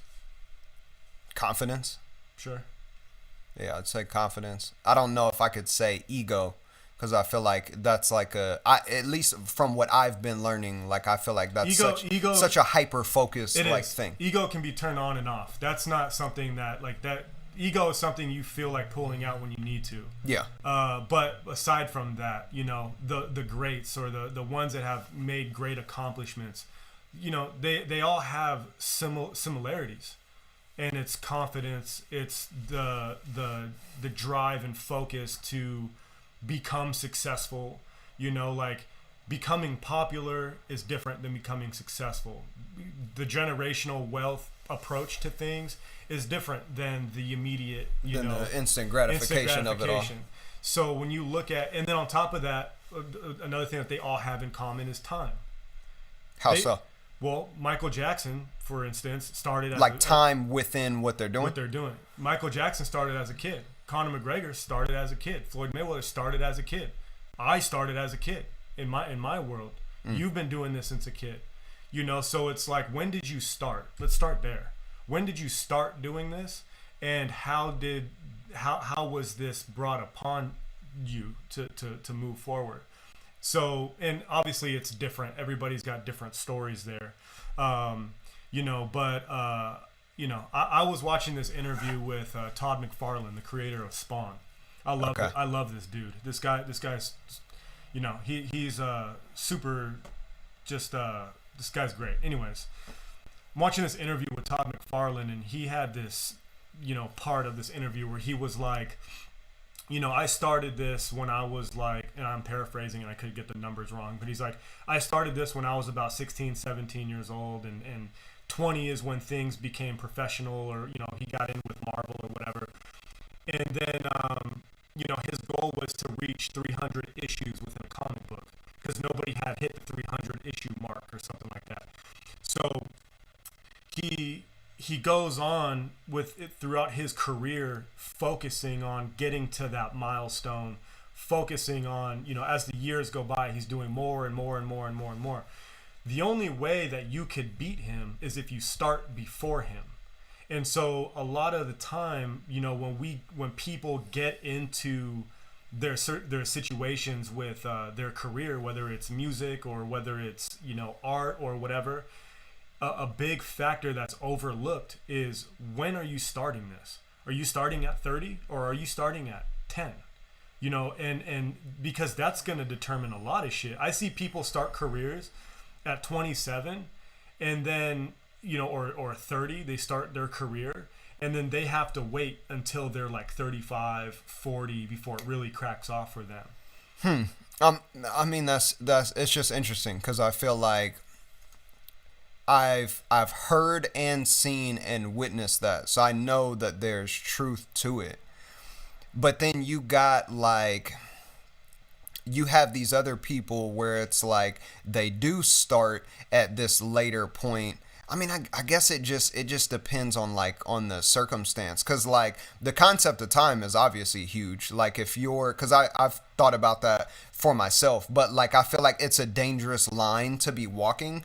Because if I did think that way constantly, right? If I thought that way constantly, I don't feel like I would get anywhere. I think that I would look at shit like, oh, okay, well, I'm 28 now. I could have done this when I was 15. I could have been hyper focused on this thing when I was 15, but I wasn't. And I'm going to dwell in that. You know what I mean? I'm going to sit in that because I saw somebody else who, they're 19, and let's say I'm trying to do music and I want to be signed. I want to have a platinum record or whatever the case may be, right? I'm looking at a 19-year-old on Instagram and Twitter and flexing and all of this that has a platinum record.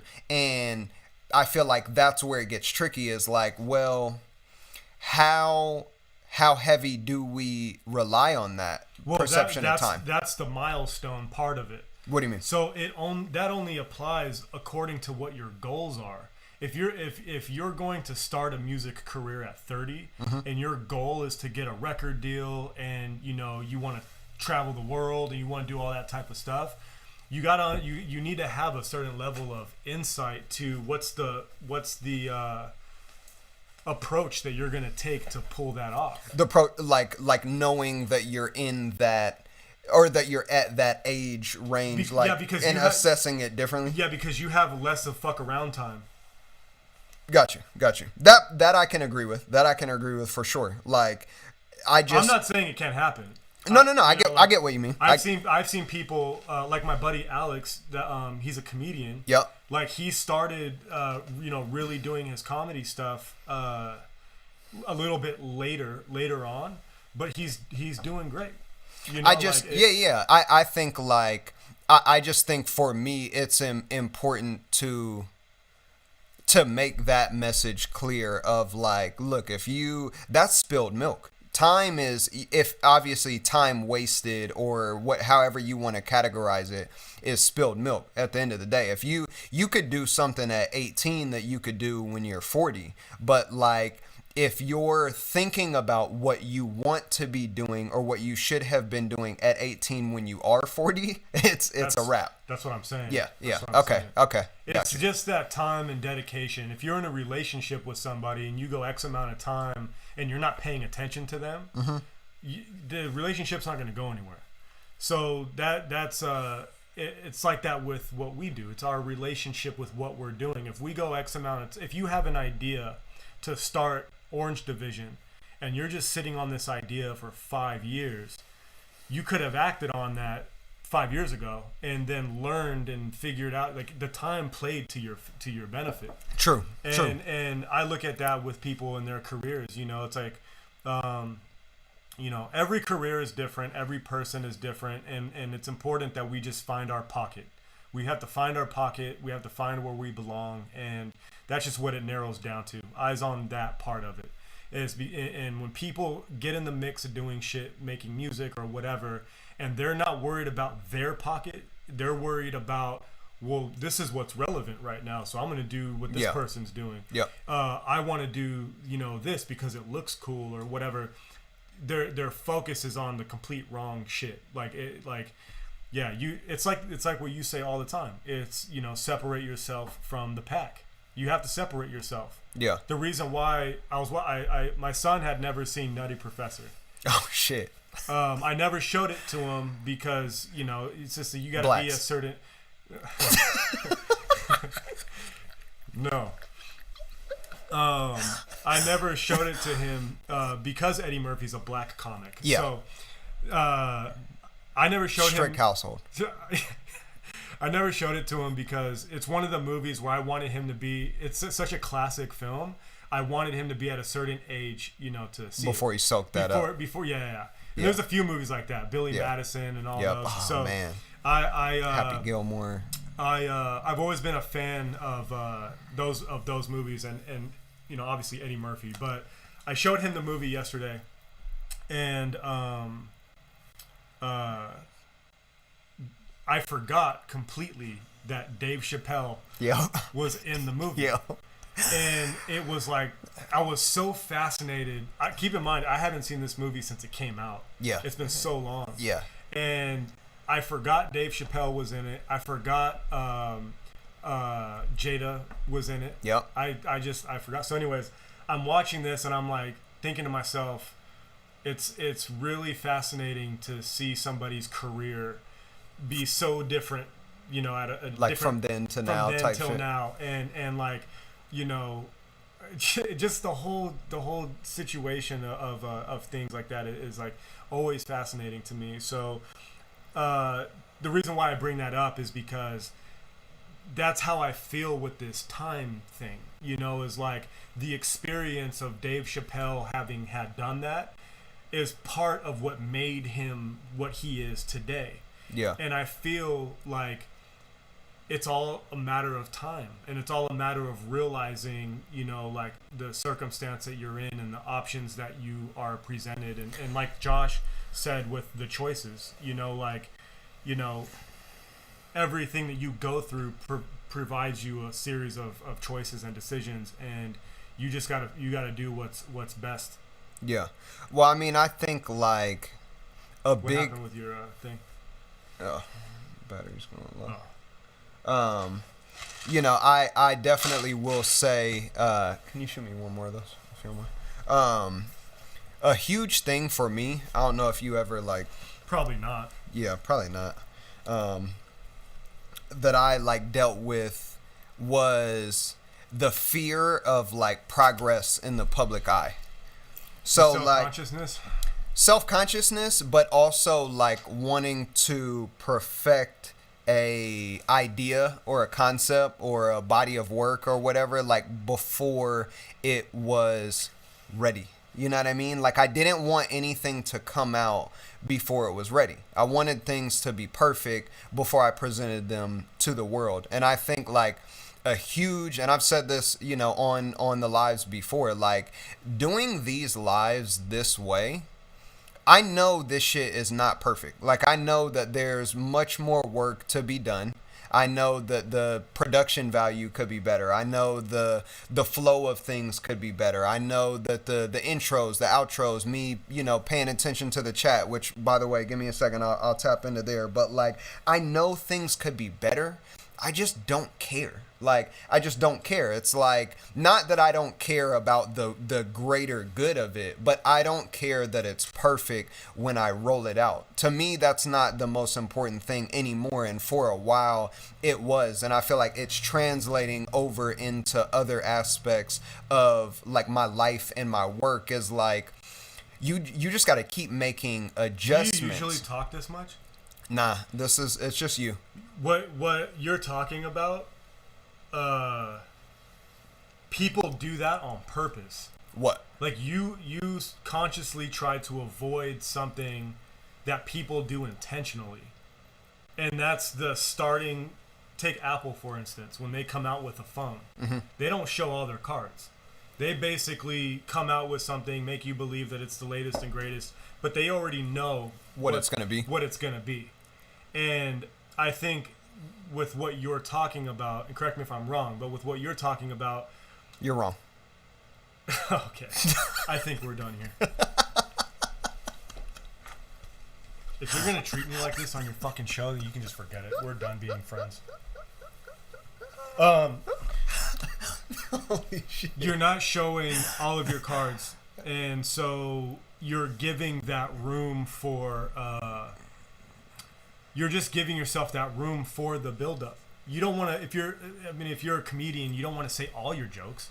Yeah. If you're an artist. But it's like, would you not want to say any joke until you thought it was, like, perfectly, like, okay, me and you watch a lot of fucking other podcasts and shit. Yeah. You're heavy into comedy. I'm heavy into comedy, right? Mm-hmm. And one thing I'm sure you've heard about that is, like, and you look at somebody like Dave Chappelle. Dave Chappelle's been a comedian for like 30 years. Yeah. You know what I mean? We know him publicly, like, for 10, 15 of them. You know what I mean? Right. But, like, that process of, like, well, shit, sometimes you just gotta jump in the water. You know what I mean? Mm-hmm. Sometimes you just gotta hop in the boat before the sails are up. You know what I mean? And just hope that, like, you could figure shit out. You know what I mean? Yeah. Like, figure shit out along the way. It gets to a point where, at what point does that become strategic? Like that progress process? Yeah. At what point does it turn that corner of, I'm going to do that trial and error shit that I was doing back then, but now I'm going to do it deliberately and on purpose to see what works, because everything is subjective. You might say a joke that I think is hilarious, but I think it should always be refinement over, like, perfection, I guess, is my best way to put it. Like, it should be constant and consistent refinement over obsessing over perfection out the gate. You know what I mean? I see much more value in that now than I ever have, because it's a case study. You know what I mean? It's just like a case study that I've been involved in for, you know, all my life, of, like, really being able to say, okay, like, when I say it's, and you said it earlier on the live, none of this shit fucking matters. No. None of this shit matters. So it's like, all the time that you spent, obsessing over the perfection, someone else already did it. You know what I mean? Someone else already did it, maybe worse, maybe better, maybe to the exact same extent, right? But, like, in this day and age, it's like, we're in this age of information. It doesn't really matter. You know what I mean? Like, you may very well get the same response obsessing over something for 10 months than you did for 10 minutes. Yep. You know what I mean? So it's like, it's one of those, like, that's why it's important that you have to learn to not care. Yeah, for sure. I mean, care, but, like, you gotta. Yeah, you care, but, like, you gotta find that balance. For sure. Let's hit the comments. Yeah, let's tap into the chat. So start from the top here. Actually, hold on, let me scroll up a little bit, make sure we didn't miss anything. What's up, Josh? What it do? Shout out to everybody in the chat, by the way. Sparkel asked Graf, what makes you happy? I saw that, but I didn't catch it like right then. Past it. Scroll up. Okay. Miles, you're a great host. Appreciate that, Sparko. Okay, so I think we stopped here. One of the rules of success is that you will never succeed if you can't get past the criticisms of your friends and family because they are the most critical of you. It's facts, Jack. Graf, what makes you happy? Nothing. Nothing.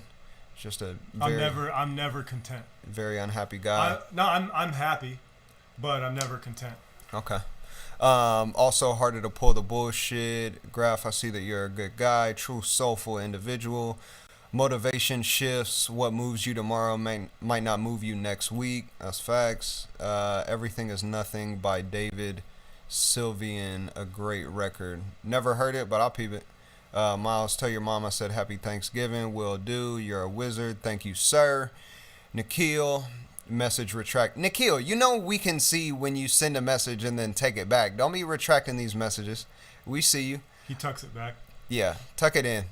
Kyle, what up, boy? Gang, gang. What up?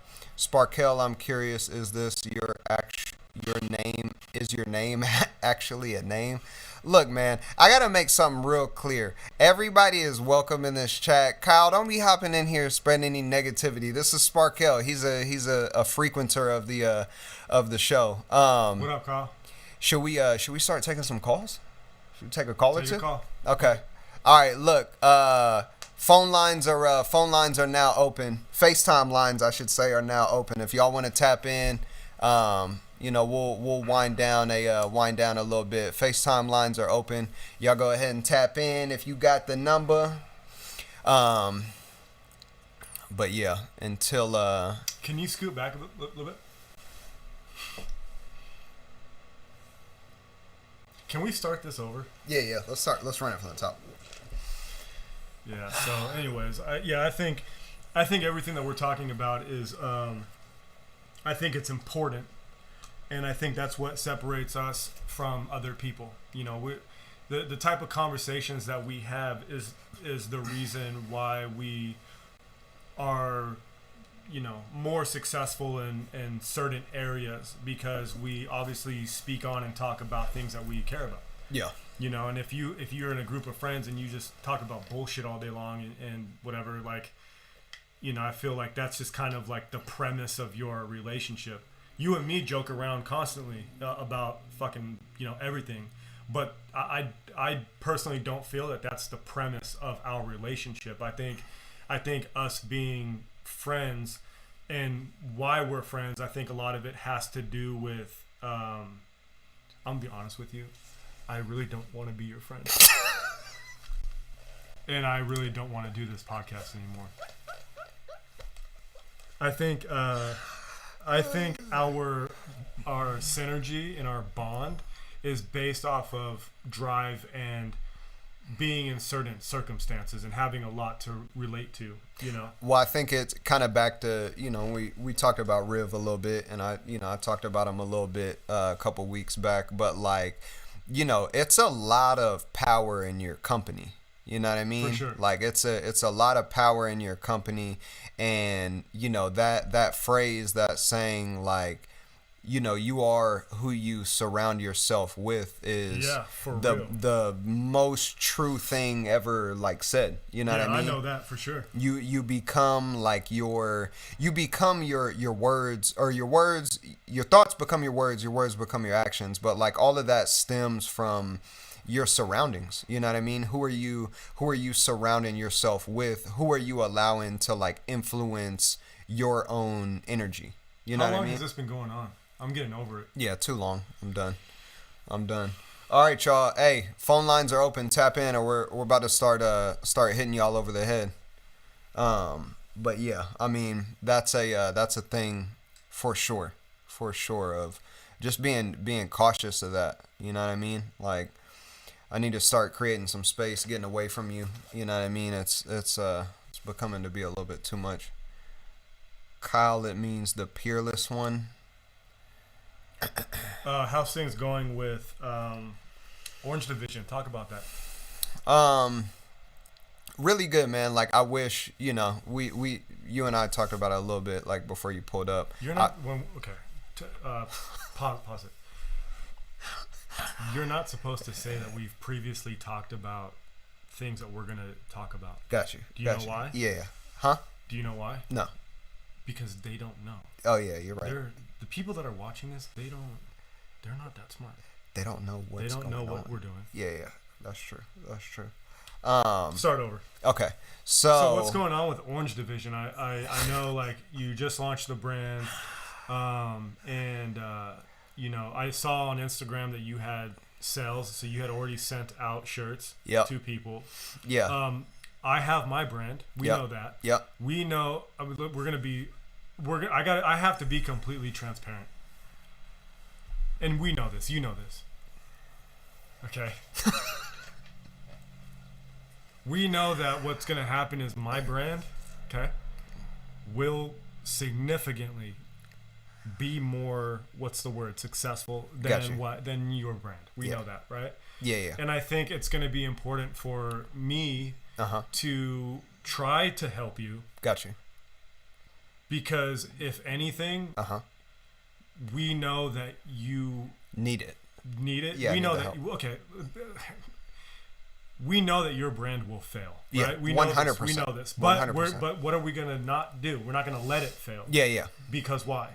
Because I'm here. Yeah. And so it's important. Reinforcements. It's important for me to check in on you, make sure that you're staying on top of what you need to turn in. Send out.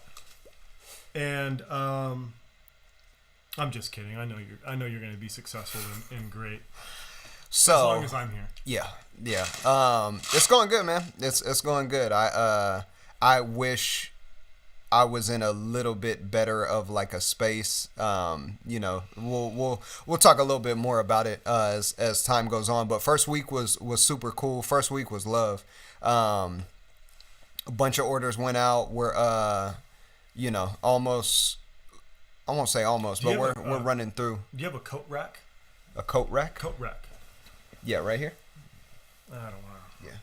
Yeah. First week was love, man. Like, shout out to everybody who, purchased a shirt. Shout out to everybody who purchased a shirt and, shared it, on social media and whatnot. I'm still just as excited as when we, kind of first picked up the initial idea, and whatnot. So we didn't mention that at all. Like, Graph was behind, like, the visuals and like the original branding for the brand. So that was super dope, and that's been a long time coming. Like, that was like, I still got texts that I want to try and put something together just to kind of talk about and showcase like the growth of the brand. But you don't delete text messages? Nope, I don't. Okay, I don't. I got them. I'm gonna need you to get rid of my text messages. Because if we have a fallout and shit goes south, yeah, you could very easily ruin you. Yeah, ruin me. You know what that's called? Collateral? Leverage. Yeah, leverage. That's what they call it in the business world. I like that. Leverage. I like that. So I keep you close. I keep my friends close, but I keep my enemies closer. Right. That's all that is. Right. That's all that is. But yeah, man. Orange Division going super well. If y'all aren't already, make sure y'all follow up social media. It's at Orange Division at everything. The website is orangedivision.co. Graph's brand, the anti-cult. We could share this platform to fucking talk about it, because you got a lot of dope shit going on that end as well. What can you enlighten the people on? So let me ask you this. I'm gonna cut you off because fuck it. What drove you to take that step on that end? Like, you being a designer, you doing like graphic design work primarily. Like, what drove you, would you say, to jump in that realm of things? Well, the driving force is realistically frustration and anger and passion and love and all the emotions that I've had within my work kind of speaking, being personified into something. And that's what I'm doing with my brand. It's basically an extension of me, and it's inspired and influenced by the things that I'm inspired and influenced by. So if it's music, then it's going to be the music that I listen to. If it's art, it's going to be the art that it's just an extension of me. And the reason why I'm going that route with it is because I know that there is a large audience, and there's a lot of people that are the same as me. They feel just as passionately about stuff that I do, and they've gone through similar situations, and a big reason why I did it too was because there's a can you hear me when you don't have those on?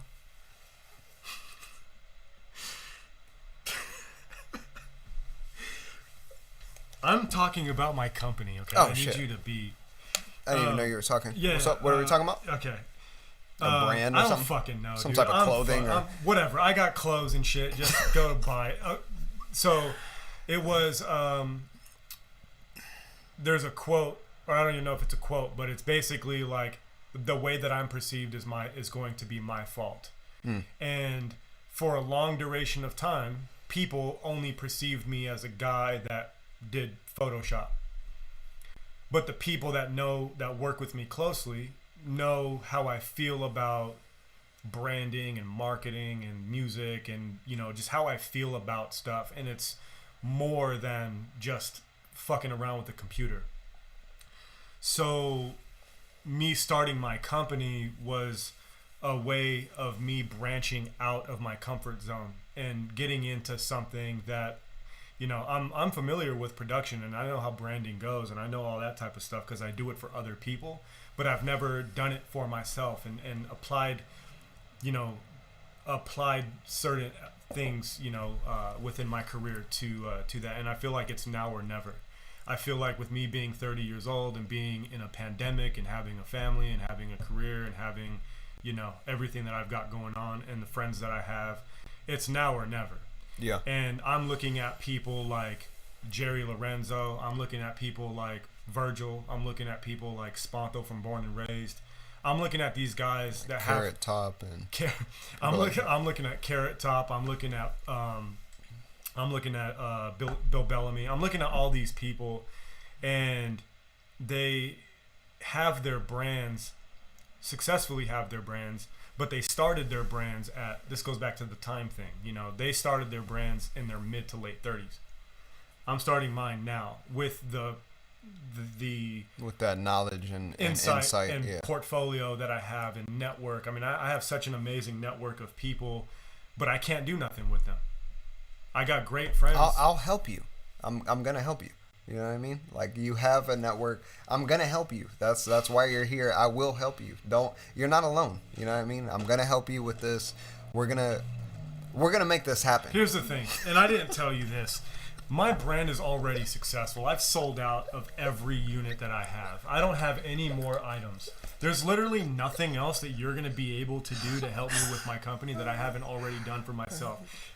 I walked in here. You haven't sold anything. All of the shit on Instagram that people have, that's all shit you gave to them for free. Yeah. Do you have 3 boxes over there full of clothes? Yeah. I don't even know what my clothes look like anymore. I sold out of them.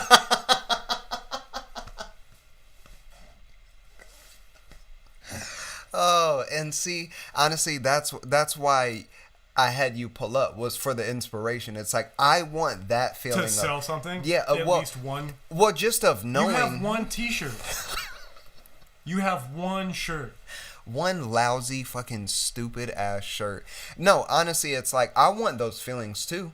I want to know what it feels like to not even know what my own products look like anymore, because I've sold out of them so long ago. You know what I mean? Yeah. So you'll get there. It's really inspiring. I guess the simplest way I could put it is it's really inspiring to see that. That's amazing. Every shirt, everything is gone. It's like, meanwhile, I'm here, one stupid essential tee. It's like, how essential is it? You know what I mean? Like, what's it necessary for? Like, the greater good, life, prosperity, the pursuit of happiness. None of that. I have a lot to learn. I mean, have you felt the shirt? Oh, this is the same type of quality shirt. Oh, is it? I only wear the finest linens. Oh, okay. Okay. And your shirt is the finest linens. One of the finest linens. So it being an essential tee is not an understatement. Is it an understatement? It might not even be a statement at all. It might be a question. Like, what's essential? Yeah, like essential. It's essential because it's so far superior to other shirts. And we can get racial if you want. Yeah. But I don't think we should go that route. Yeah. Probably not.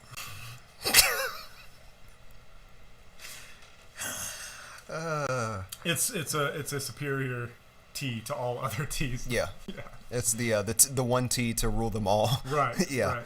Yeah. Yeah. Shout out Frodo. Yeah. The cool thing though with what we're doing is what we're going to learn from this. It's all experience at the end of the day. And it's all stuff that we're creating and we're experiencing on our own. Sensational.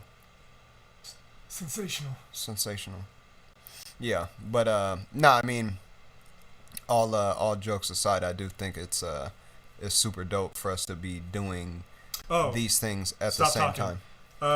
We released our brands on the same day. Who cares? Who gives a shit? I give a fuck. We released our brands on the same day, unintentionally. Yeah. Isn't it crazy that I sold 50,000 units? And what was that, like 2 or 3 that had come through? 50,000 units? Jesus Christ. Okay, go on. No, that was special. It's only right. Yeah, only right. It's only right. I mean, there was nothing we could have done about that. That's just how it happened. Okay, so now what part of the show is this? This is the part usually where people will tap in and FaceTime. orangedivision@icloud.com. If you got my number, you're more than welcome to tap in. It's 11:20? No, is it? Yeah, it is 11:20. Is there a curfew? I'm looking at this because I never changed my clock, y'all. It's always at 12:21? Yeah, it just stays there. I love that time. You know what I mean? Isn't there a curfew? So what happens if I go outside right now? I'll call the fucking cops. Straight up, dog. Yeah, I'll call the cops. Straight up. Yeah, I'll hit Newsom right now and let him know, like, this is not gonna fly. Okay. All right. Well, I will give y'all. How long do we give them for people to tap in? 5 minutes. It takes 30 seconds to make up your mind. So they got like 5 minutes before we just cut this off. Okay. I'm not gonna fuck around and wait all that long. Yeah. Y'all got the line. Y'all know how to tap in. More than welcome to call in, tap in. Anyways, what else you got for the people? So yeah, I mean, there's just it changes. Every day is different. Every week is different. A lot of the stuff that I'm working on, is just I don't know. Who cares? Yeah. Who cares? What am I doing? I'm here right now. I don't even know why I had you come on here. It's like you have nothing to offer the people. It's like these people care, and it's like when I bring people on who clearly don't care. Nikhil? Yeah. Kyle, Josh, Sparkell, everybody in the chat. That's the only people watching. These people care. They don't give a shit. And it's like when you come on and you just disrespect they don't this. Give a shit. Drink your beer, alcoholic.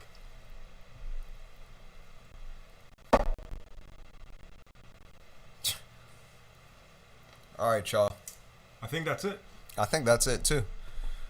I think that is it, unless I want to. You know what? I'm not gonna do it to him today. I really don't feel like it. I dial out, but I don't feel like dialing out. Colleen. Let's hit him. What's his Where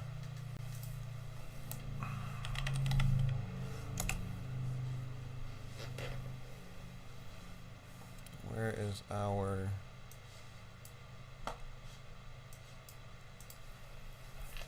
enter it in? What? Where are you going? I'm gonna hang out in here. Hello. Welcome to Mixed Feelings. My name is Graphic.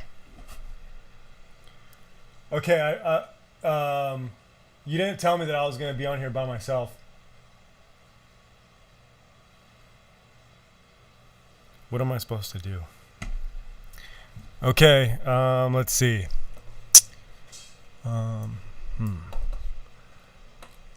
Let's see, what do we got?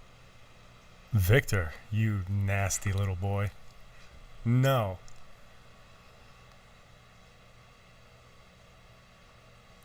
Let's see. I'm gonna do ASMR. Okay, are we ready?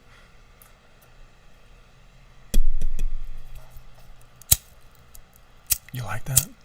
You like that heat? What do we got? You like that?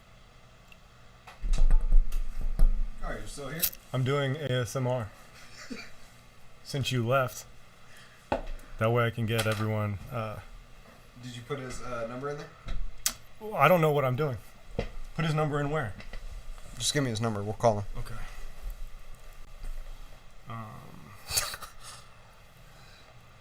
Hold on. Nikhil says you should take off your shirt. Nikhil, shut up. Take off my shirt. Nikhil, tap in. Yeah, Nikhil, tap in. Yeah.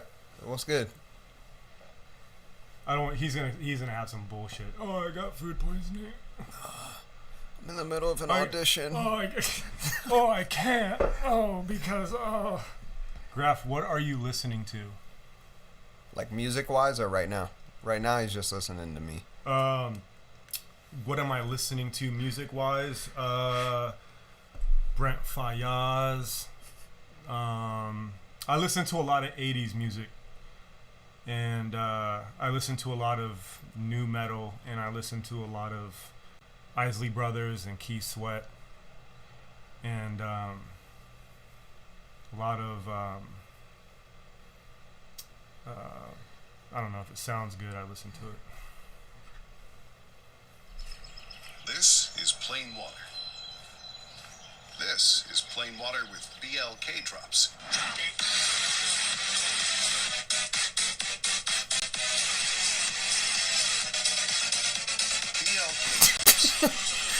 Nikhil, Bro. if you don't tap in right now, I'm gonna put your commercial that you sent over on live now. That's the dopest shit I've seen in a long time. Can we show that? Are we able to stream that? Nikhil, let us know in the chat, and if you don't let us know, we're just gonna post it anyways. Holy shit. I think we should just put it on live. Nikhil, you have until 11:27. Jesus. This is what we like to call the wind down. Okay, hold on. I got give me once. You know what? I got something. Okay. Hold on.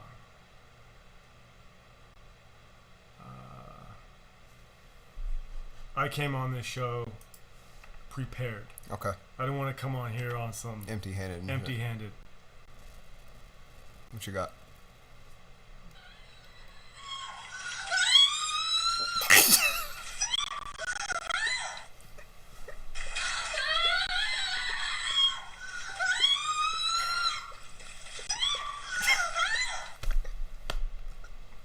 You like that? Yeah, hell yeah.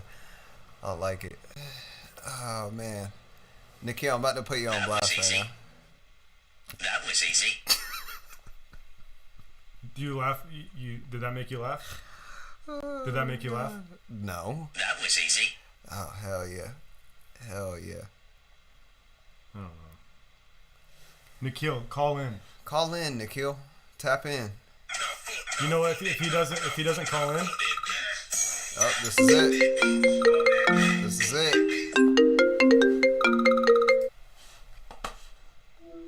Okay, hold up. Hold up. There we go. There we go. Oh, hell yeah. What up, man? what up, Nikhil? What's up, Garrett? What's happening? What's up, buddy? Shit. Nikhil, tap in. Just You know what? If he doesn't. Hey, turn your audio down on your TV. I just did. What's up, buddy? We just finished watching your commercial. Oh yeah. Yeah. How'd you like it? You know what I have to say about that commercial? The best thing you've ever seen in a long time. No. No, What? that's not what I have to say. This is what I have to say about your commercial. What?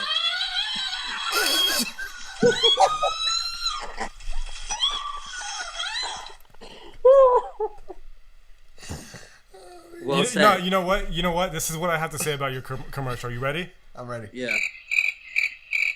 Oh. Crickets. Oh. But you know what? All jokes aside, that's really cool. What's the deal there? How did that happen? I Oh, got a hold friend- on. Yeah. What are you wearing right now? Orange Division to you right here. Oh, that's goddamn right, Jack. You already know. That's goddamn flawless. That's a beautiful thing. Okay, I didn't mean to cut Okay, you off. sorry, Go go ahead. ahead. How'd All it come good. It's all about? good. Can you shut the fuck up and let him talk? Listen. Son of a bitch, dude. Nikhil, get the fuck out of here. Nikhil, Yeah. give me a sec. Hold on, give me a second, Nikhil. I'm sorry, dude. I didn't fucking mean to do that. That's just like right now, especially of all times, it's like I'm hella fucking sensitive, bro. I got a lot of shit going on. Turn off All your right. phone. Whoever's text messaging, turn that off. We're here to talk to Nikhil. Yeah. This is the Nikhil hour. Sorry, Nikhil. Go ahead. What were we talking about? Okay, so We're talking about your your black career? commercial. So how did you land the commercial? How with did you black? land a black commercial when you're not black? the BOK commercial. Was that BOK. a Black BOK. Lives Matter commercial? No, it's not. What was it? It could pass for one if they really like tried to do If something. they really with saw it. you for who you were. Anyway, hold If up, they hold up. knew that you were, A brother. A brother, yeah, But yeah, I have a friend named Edmund. Like he's a skater and he does like videography and he has friends. photography, and he does the videography and photography for BOK. And Like the basically, I blacks? met him, and he's like, "You'd be great for this commercial." I did like 2-3 commercials. Does he only for shoot him. blacks? No, they have more. If you go to their Instagram, they have way more content. But Oh, okay. yeah, this is like one of the videos that are going to be released soon. Maria says, "Where can we find Nikhil's commercial?" Once it comes out, you can find it on the National BOK television? Instagram. I hope. Is he gonna be on TV? Hey, you know what's funny? I'll be on know a few Instagram things. watching. I know some stuff that's funny.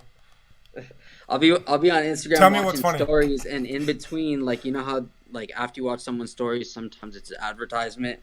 BLK be having those advertisements, so they might put it there too. Okay. All right. So it's just a matter of time, like when they want to release it. But yeah, Okay. What else is new in the world of Nikhil? shoot, nothing, man. Just been trying to get work. Really, I'm working with a neighbor of mine, or like he lives in the tower, like literally across Like from a mine. casting couch type thing? Nah. So basically, right now, a lot of filming has stopped, and even like the movies that are shooting like blockbuster movies are getting shut down for a little period of time. So my friend was telling me how like he produces and directs his own films, and he said you should go that way instead of just like auditioning all the time and trying to get a. Nope. Nope. I don't think so. We gotta get our soundboard cracking. That's what I have. I know. I'm just saying, like we gotta up it. So your friend works in entertainment, and he basically wanted you to No, put on he, for the he blacks. does photography and videography for that company. Got so it. he kind of hooked me up with the job. Got it. Yeah. I remember on one of the episodes when you What is that? Come on, Graf. one of the episodes, all you did was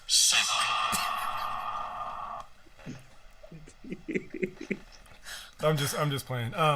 One of the episodes, you Sparkle said Graf has a strange sense of humor. For sure, we both got the same strange sense of humor. That's why we're buds. What?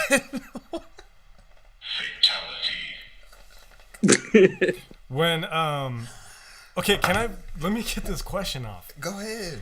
You called in one time, one episode, and you said that you were in what?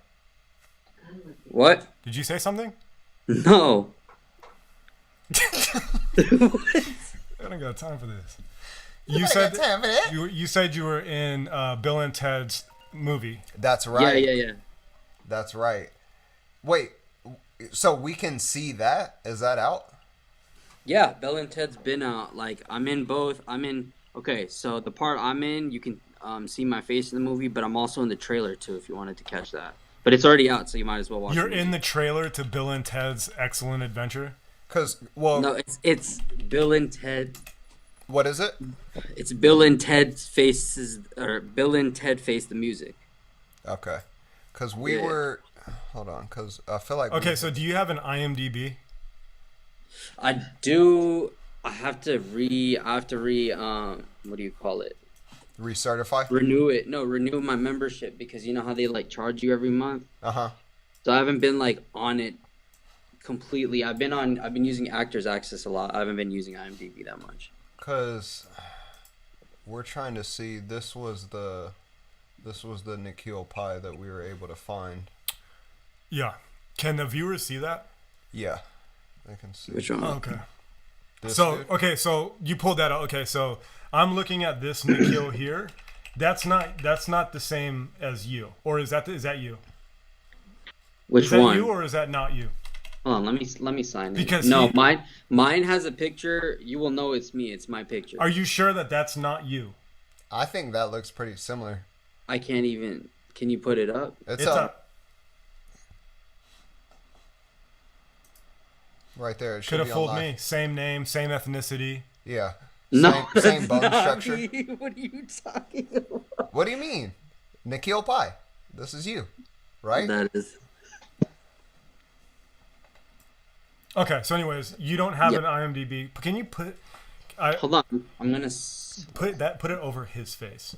One sec. That's what I was trying to Okay. do. There we go. There we go.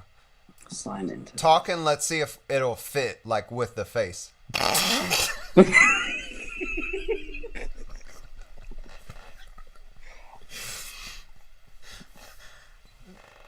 Wave your hands around.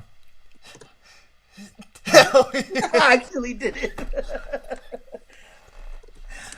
Next thing you know, the you're gonna be truth, like, you do Nikhil. the head shake. You're the truth. Oh, man. Nikhil Pai is an actor known for Selfie, Westworld, and Future Man. Send us your IMDb. Yeah, I'm trying to log into it right now. Hold up. Maria says, damn, that is him. See? I think a lot of people are really, really starting to see the true Nikhil. Well, okay, you have to take a few things into consideration. You have to think of studio lighting. That's true. You have to think of makeup artist, stylist. You have, because Nikhil is Hollywood now. He's in Bill and Ted's Excellent Adventure. Yeah. Or what is it? Bill and Ted's what? Face the music. Face the Music. So it's kind of like when seeing him like this is a rarity, like over FaceTime. Right. It's like you're not gonna see him like this, and when it's full Nikhil, production. I know that we went to middle school together. Yeah, we did. Okay, but I Yeah. don't really like have much of a recollection of you from school. But I know that we went to middle school. I know that Remember, you used to live across the street from me. I don't remember that. Oh, Real- really? Remember? Real West quick, Park, do you we mind always go to doing this pose that this guy is doing, like that kind of a smug Little look? smirk? Yeah, like a little smirk, like "Ha, I'm on IMDb. Good. Yeah, I Yes. can't even tell the difference. I literally can't. It's like It's basically this. it's like a group FaceTime. Oh, That's amazing. there you go. So, did we talk in middle school, or did we like hang out? Like, I mean, I don't have any like, Recollection. yeah, I used but it's to, not because of you. It's like generally like that whole time period like kind of escapes me a little bit. Is there any stories that you have of me in middle We school? have a lot of. I don't remember this exactly. We have a couple stories from. Remember the basketball court in West Park, like literally across from the theater, Okay. like where San Mateo was. Yeah. I know that. Yeah, that's where we used. I used to. Did you ever live there? I'm pretty sure you lived West across Park. the street. It's In where. that, yeah, Chad- I lived in that area for Yeah. yeah. Because I remember I'd see you and your brothers there.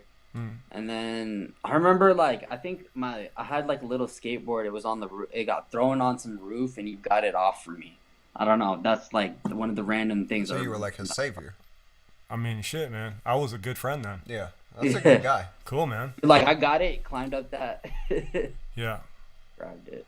That's awesome. But yeah, man. I don't know. We played ball. We used to play a lot of ball. I probably won. Yeah, I think you did. Maybe. I think I beat you. No, I won for sure. Without a doubt in my mind, I definitely beat you in basketball. Was it basketball? Was it Yeah. basketball or was it soccer? No, it's basketball. I beat you in soccer. That's crazy because I never played soccer. Oh, you did it. Something else. All right. Well, what else is going on in the world of Nikhil? You got to keep the people engaged here. What's going on? Well, right now, the BOK commercial that's For the blacks. came For out. blacks. Well, it hasn't come out yet. I sent it to you guys to not put it out. It's on but- colored people time. Right. So yeah, that's coming out. And then I don't know, I'm just trying to get some work in because like everything's shut down basically. Or about to be shut down, like all the Okay, major that's interesting. I'm glad that you brought that up. Let me ask you the same question I asked Graf. How has Yeah. this pandemic affected you and your career? Oh, definitely a lot harder to get work. Less auditions. Like I said, there's a lot of sets being closed down, and honestly, like the kind of work I did for short films and not even just independent films, but like short films, it's like slowed down a lot, and yeah, it's harder to get work now. But like I said, my friend John, who lives in the tower across from me, he's actually a director himself, and he was telling me how it's better to just produce your own films and direct your own films, like low budget films, than to audition at this time and period and depend on that. But yeah. I had a question for Nikhil and I can't Yes. remember what it was. I guess that's it. I guess he's done. Get him off.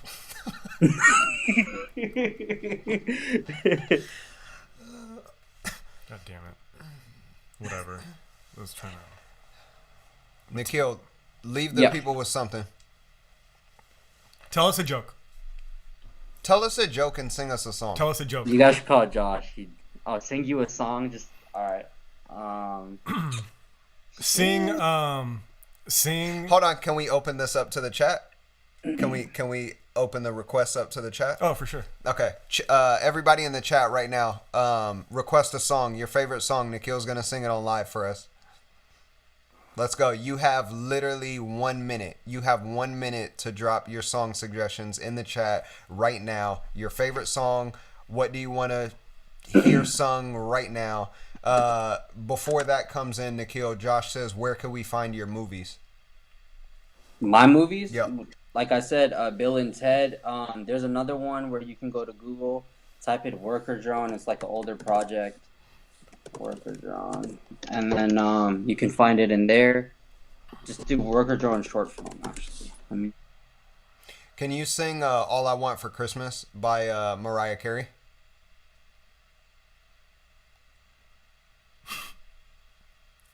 Your audio's cutting out.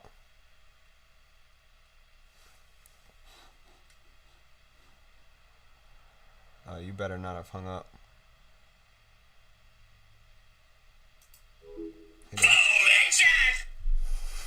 He doesn't like Mariah Carey. Jesus.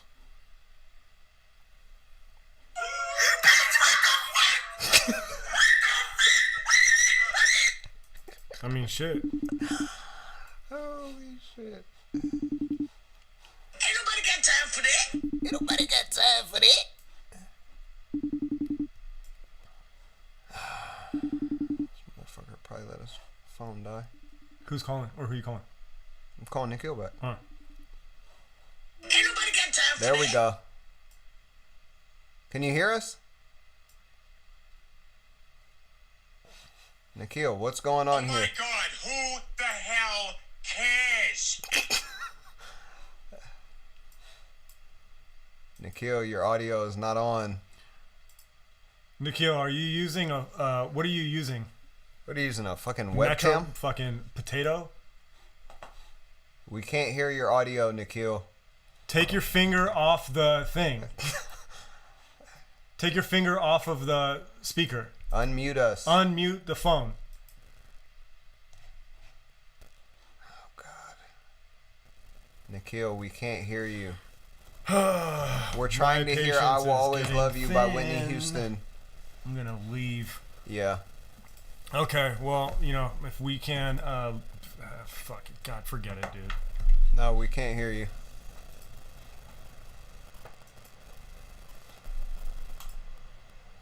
Out of here. He's being funny. He's doing this on purpose. Yeah. He's trying to fuck He's up. like, oh, I'm going to fucking call in and I'm gonna fuck all this up. I'm going to fuck everything up. Ruin. Okay, let's see. Where's that coming from?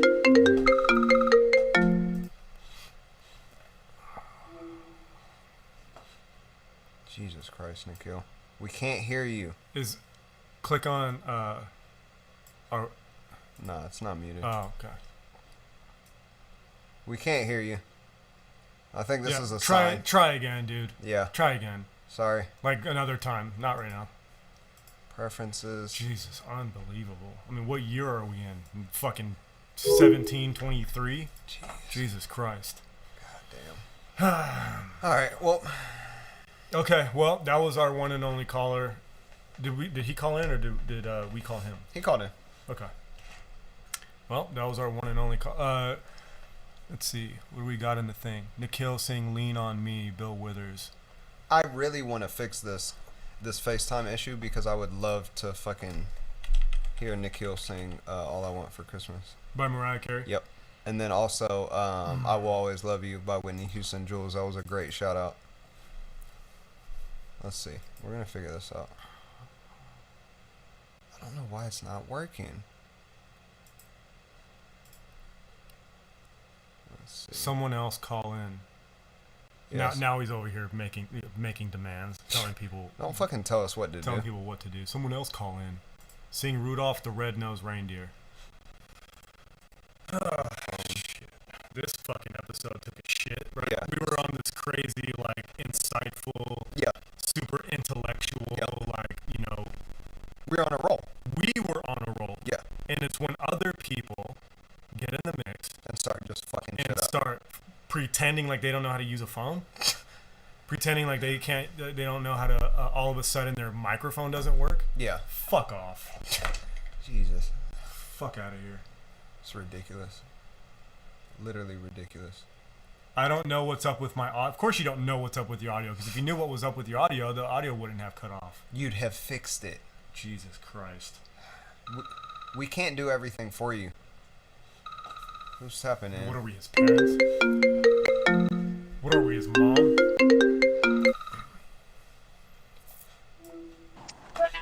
Oh, let's go. Can you hear me? Yes, sir. We can hear you. I can't hear y'all. You can't hear us? Nah. Okay. All right. Hang on. Can you hear me? Yeah. 1 second. 1 second. Oh, 1 second. shit, 1 second. Yeah. All right. Hold on. Where are we at?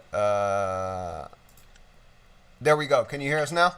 Yeah. Let's What's go. happening, man? This whole Let's time it's go! been our fault? Yeah, No. let's go. I just switched it. That was Nikhil's fault. Marty in the building. What's up, boy? What's up, man? What up, bro? Shit, man. Chilling, man. Where you at? 7-Eleven? Yeah, man. You know, getting this late. They put this 10 o'clock curfew on niggas. I had to find somewhere to get beer at, man. Okay. I'm not mad at it. What's the latest, man? What's going on in the world of Marty Khan, Jack? Man, I'm loving life, bro. Staying safe. Chilling out, doggy. Mm-hmm. Can't complain, man. How y'all feeling? All is well, man. Except if Nikhil didn't fuck this up for us. Goddamn, Nikhil. Fucking Nikhil, man. It's ridiculous. Fucking Nikhil. If you don't get on here and sing, bro, I only call just to get the technical difficulties handled because I'm trying to hear this. Yeah. Mhm. And I'm glad that you did call because now we know it's 100% on him. On God, I know it is. Like, Yeah. figure it out, bro. Yeah. Figure that shit out because we want to Figure hear that some shit out, songs. Nikhil. Yeah, grow up. Yeah. Yeah, fucking grow up. Dude. Grow up. Fucking grow up. Yeah, bro. Dude's Hey, fucking you know, I 30 always years call old. in with the quick shit, bro. I ain't got much to say. Big fan of your work graph. Appreciate man, I it. appreciate that. Perfect Thank you. person, but big fan of you, bro. Thank you, man. I And, appreciate that. Shit, man, y'all just keep doing what you're doing, bro. I'm a big fan of the whole podcast and shit, dog. Of course, man. Of course. Much love to you. Anything you want the people to check out? Anything new coming from Marty Khan in the near future? Nah, just stay tuned into this shit, man, and we gonna keep it moving. OC coming up, bro. Okay, bet that. Well, shit, No cap. be safe, my boy. I'll holler at you soon, Jack. Yes, sir. All right, man. All right, go on. See, Nikhil, that's how a fucking I call didn't get should to go. say bye to him. I'm sorry. Let me call him back. I'm calling back right now. Hey, my buddy didn't get to say bye. I don't know what's up with my audio. Crazy. What? Is it still? This is live right here. This was Okay, gotcha. yeah. Okay, well, I mean, I don't know what the deal is with the curfew shit, but if I get pulled over, what does that mean? I go to jail or something? I literally have no fucking idea what it means. I don't know. Curfew, I don't know if that means like people can't be out. Is that down here? I thought that was LA. Oh, I don't know. Yeah, I don't know. I don't know what the fuck is going on either. What are these, my FaceTimes? Yeah, I don't know. I don't FaceTime a lot of people. All right, y'all. Well, shit, if Nikhil's gonna just... Okay, what do we got? All right. Oh, that was short-lived. I think that was Marty calling back in. He was probably calling to say bye to you. I mean, it's only right. Because he didn't say bye before. That's fucked It's up. weird. Like, I'm also here, and he only said bye to you. Yeah. It's like, oh, I'm a fan of you, Graf, but, oh, Miles, I'll see you later. Yeah. So that's what I'm talking about. I can't even imagine. You know what I mean? I have to make it right with people. Yeah. Yeah. I can't have people doing that to me, because then Yeah. I can't sleep at night. Yeah. So Marty, if you're out there, man, if you're listening, catch you later. Yeah. I'll see you. Oh man. Okay. All right. So what is it? It's 11:50 right now. I'm not giving any more time. This is it. This is the last straw right now. Y'all could call in right this second. I know y'all are tapped in right now. Y'all could call in orangedivision@icloud.com. Or if y'all got my number, go ahead and tap in. Y'all got about... You call it. What? I said you call it. Me call it? Mhm. Call it what? What do you mean? You call the time frame that they got. We're signing off on your record. Oh, got you. Till 11:55, because it's instantaneous to pick up the phone and Yeah. call in. Yeah. So you got 5 minutes. So let's see what the comments say. Nikhil saying lean on me with Bill Withers. No, he didn't do that. I'd fucking love that. Marty Khan, fucking phone. Someone else call in. Seeing Rudolph the Red-Nosed Reindeer. Drugs. LOL. I don't know what's up with my audio. Graf, sing us a song. No. I think Marty is calling in right now, but for some reason it's not. I think he might just want to say bye to you. We'll call him. Oh, we won't put his number on blast. Garrett. Hey, man, I'll catch you later, bro. It was good talking to you. Fuck no, dog. Niggas really said. Niggas call back to say bye. It's only Hey, right look, because hey. you don't know what could happen. Like that might like you Yeah, know what I'm life saying? is short, Life bro. is short, man. Life you gotta is say, fucking say short, good, bro. Hey, I say, appreciate it, Say dog. goodbye, man. I appreciate talking. Appreciate talking to you, and hopefully we can work together someday. And Hey, real You shit, know what I'm bro. saying? Real shit, dog. Big fan of you, man. man, okay, I appreciate you tapping back in, dog. That's Yeah. all it is, man. it's only making it right. All right, dog. We're just making corrections. All right, appreciate it. Cool, man. Much love to you, Okay, bro. Be safe. Bye, bye. Call him back. Call him back. Holy shit. Holy shit. You know what? Alright, I'm done with this shit. Nikhil's gonna sing us a song. I'm hopping off. I'm done.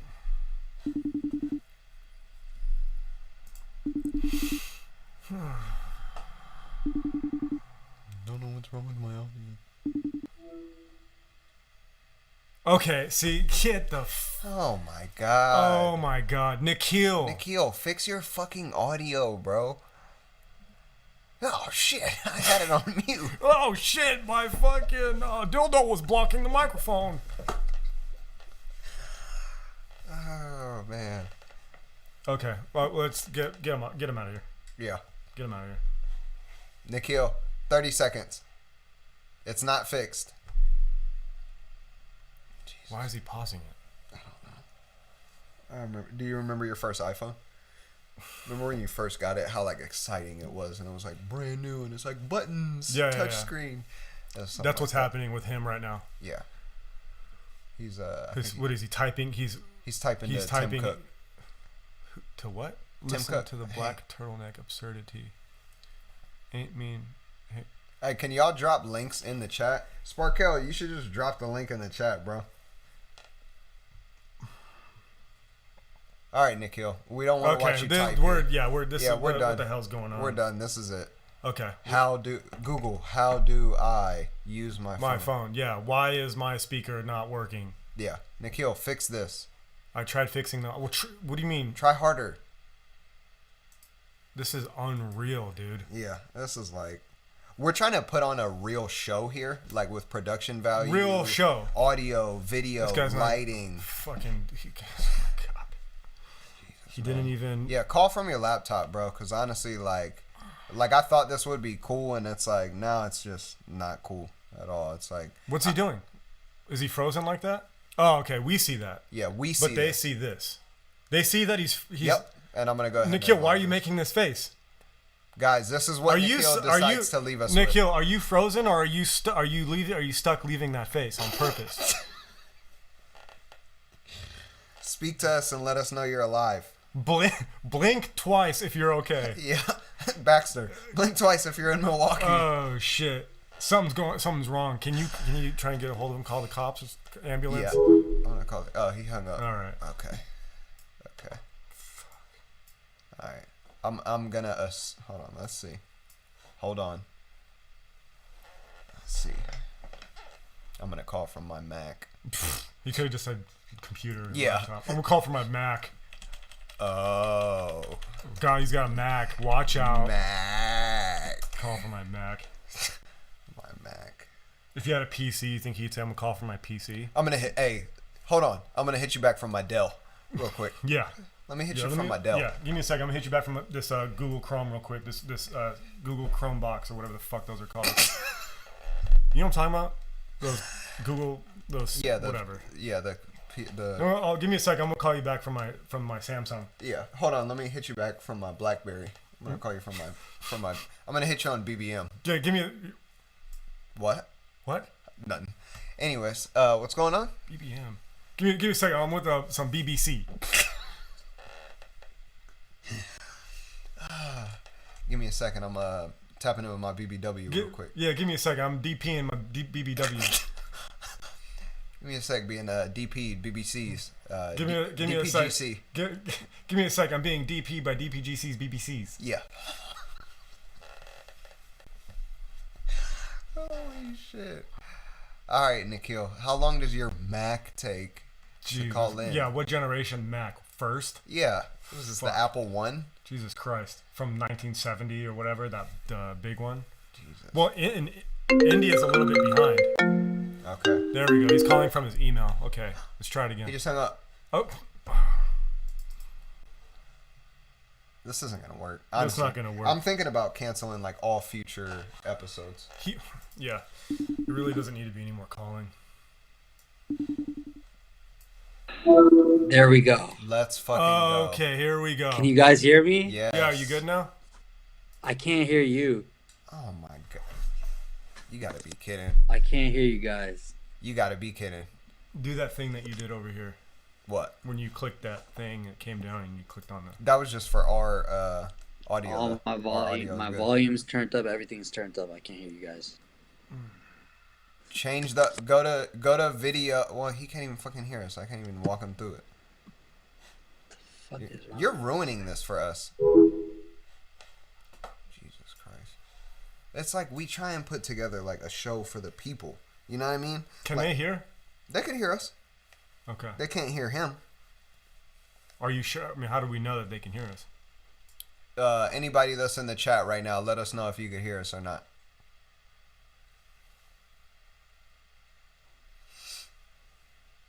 I've waited to hear Whitney remastered by Nikhil. What up, Jules? Yeah, shit, me too. I don't even gotta type it. Jules, it's coming. He's gonna fucking call in and he's gonna sing this shit. We didn't wait all this time for nothing. Sparkell, shout out to you.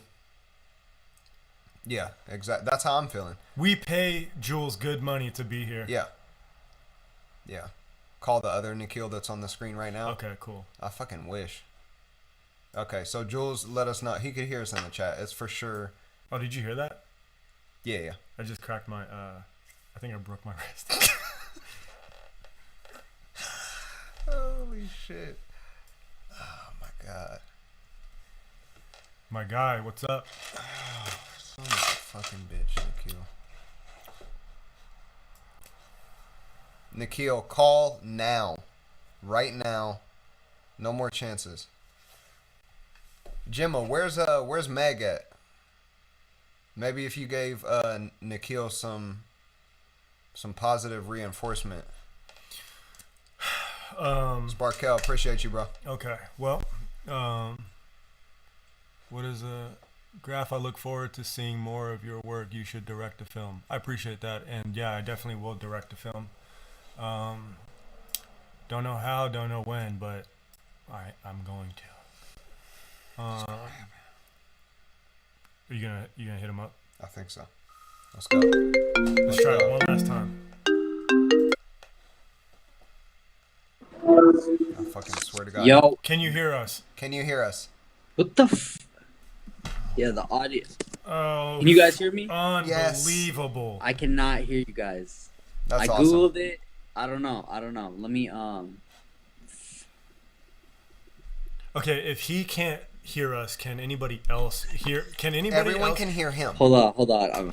They can't hear us. No. Everyone can hear us, and they can hear him. He's the only one who can't hear Okay, us. got you. Everything Got you. I mean, that's fucking is- embarrassing, right? Like Yeah, for him, like yeah. that's demoralizing Okay, for I him. got you. I'm gonna just Okay. pick a song and sing one. No, hold on. Okay.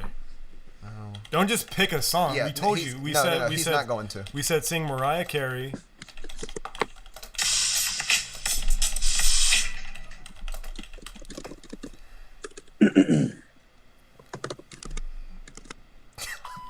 Listen to this idiot.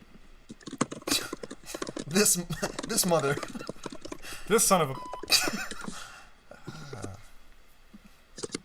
I don't know the song all the way through. Britney, bitch. Hell yeah. Hell yeah. It's Britney, bitch. You hear that, Nikhil? You hear that? Britney, bitch.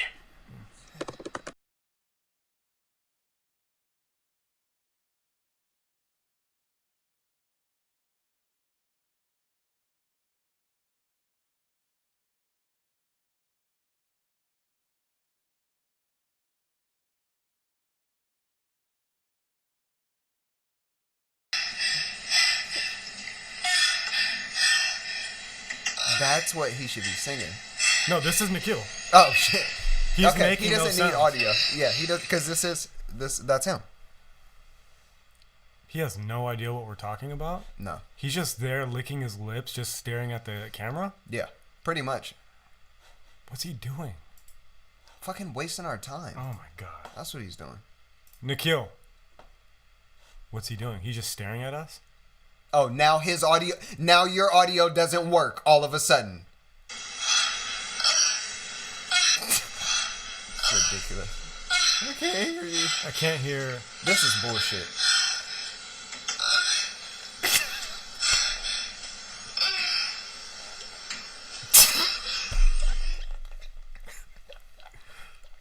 That's Nikhil. Wait, What? What? what the fuck is? Yes. hear You me? fucking. Can you hear me? Oh Yes. my Okay, God. okay. There you Let me are. do this. Okay, you ready? So Mariah Carey's. What was it? He can't hear us. He could only see what we're Okay, saying in the sing. chat. I don't know the melody or how this song goes, but I'm gonna sing it anyway. How do you? Hold on. Hold on. Okay. Do you have a bottle or something I could piss in? There's a bathroom right there.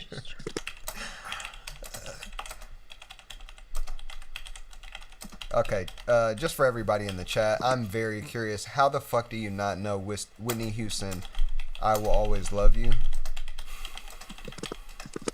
This motherfucker is tripping. Okay, just sing anything at this point. I got some specifics I want to hear, though. I don't know the whole song. Just sing what you know.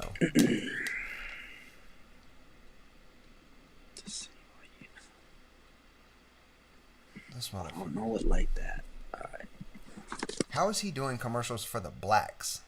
I mean, And he has no idea Whitney Houston, I Will Always Love You? culture vulture. For sure, culture Vulture. You've hit the nail on the head. A culture vulture, for real. You're not black. This whole time, Yeah, we thought he was black. yeah. You don't even know Whitney Houston. Like that. What the fuck was that? He has his own sound He bites. played his own. That's why we can't hear him. He's been fucking around playing it with his own soundboard this whole time. Oh, God. Sing the fucking song. There are people waiting on you.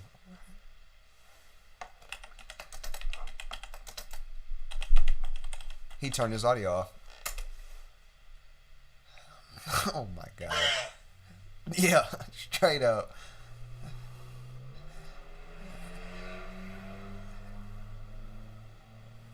Oh, my. You better fucking... Guys, I just want to apologize in advance for him fucking this up for us.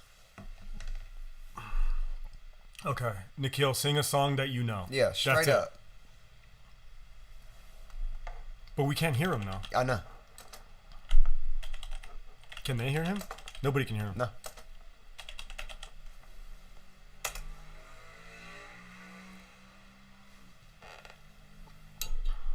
Nikhil might have just reneged his mixed feelings pass. Why isn't mine? You guys can't hear me? Oh my God. Yes, we can hear Okay, you okay, now. I got you. I'm just gonna sing this song. Whatever. Sing it. I know this song. So. Do this. All she cares about is money in the city where she's from. Her intention is the paper. She don't need no fucking love. She's spilling liquor, trying to pass me all these cups. Well, baby girl, I'm zoning, and somebody should have told you I popped one. Keep Fuck going. it, Keep I going. popped one. Oh, girl, I'm on one. Fuck it, I popped one. I popped one. Na, na, na. I'm just playing. I don't know. You asked me to sing something. So, You're doing good. Keep going. Keep going. Keep going. can't hear us. I can't hear you guys. Probably like, get the fuck out of here. They can't. Almost. He can't. They can't hear. They could only hear us separate and him Oh, separate. So they could hear us, but But he not at can't the hear same- us. okay. No, he can't hear us. They could hear both of us. Oh, okay. Okay. Yeah. Joel said the weekdays. The weekdays. Yep. What else? WEAK. The weekdays. Sing, I'm gonna have him sing Usher. Confessions. Or what's that one Usher song? You remind me? You remind me. Yep. Let's go. I swear he's turning his audio off on purpose.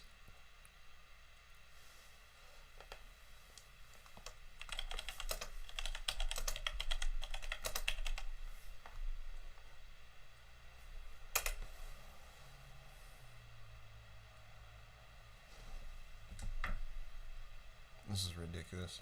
Okay. I think we should just sign out. Yeah, I'm gonna get going. It's already Yeah. late. I think we're done. Turning his audio off on purpose. What the fuck was that?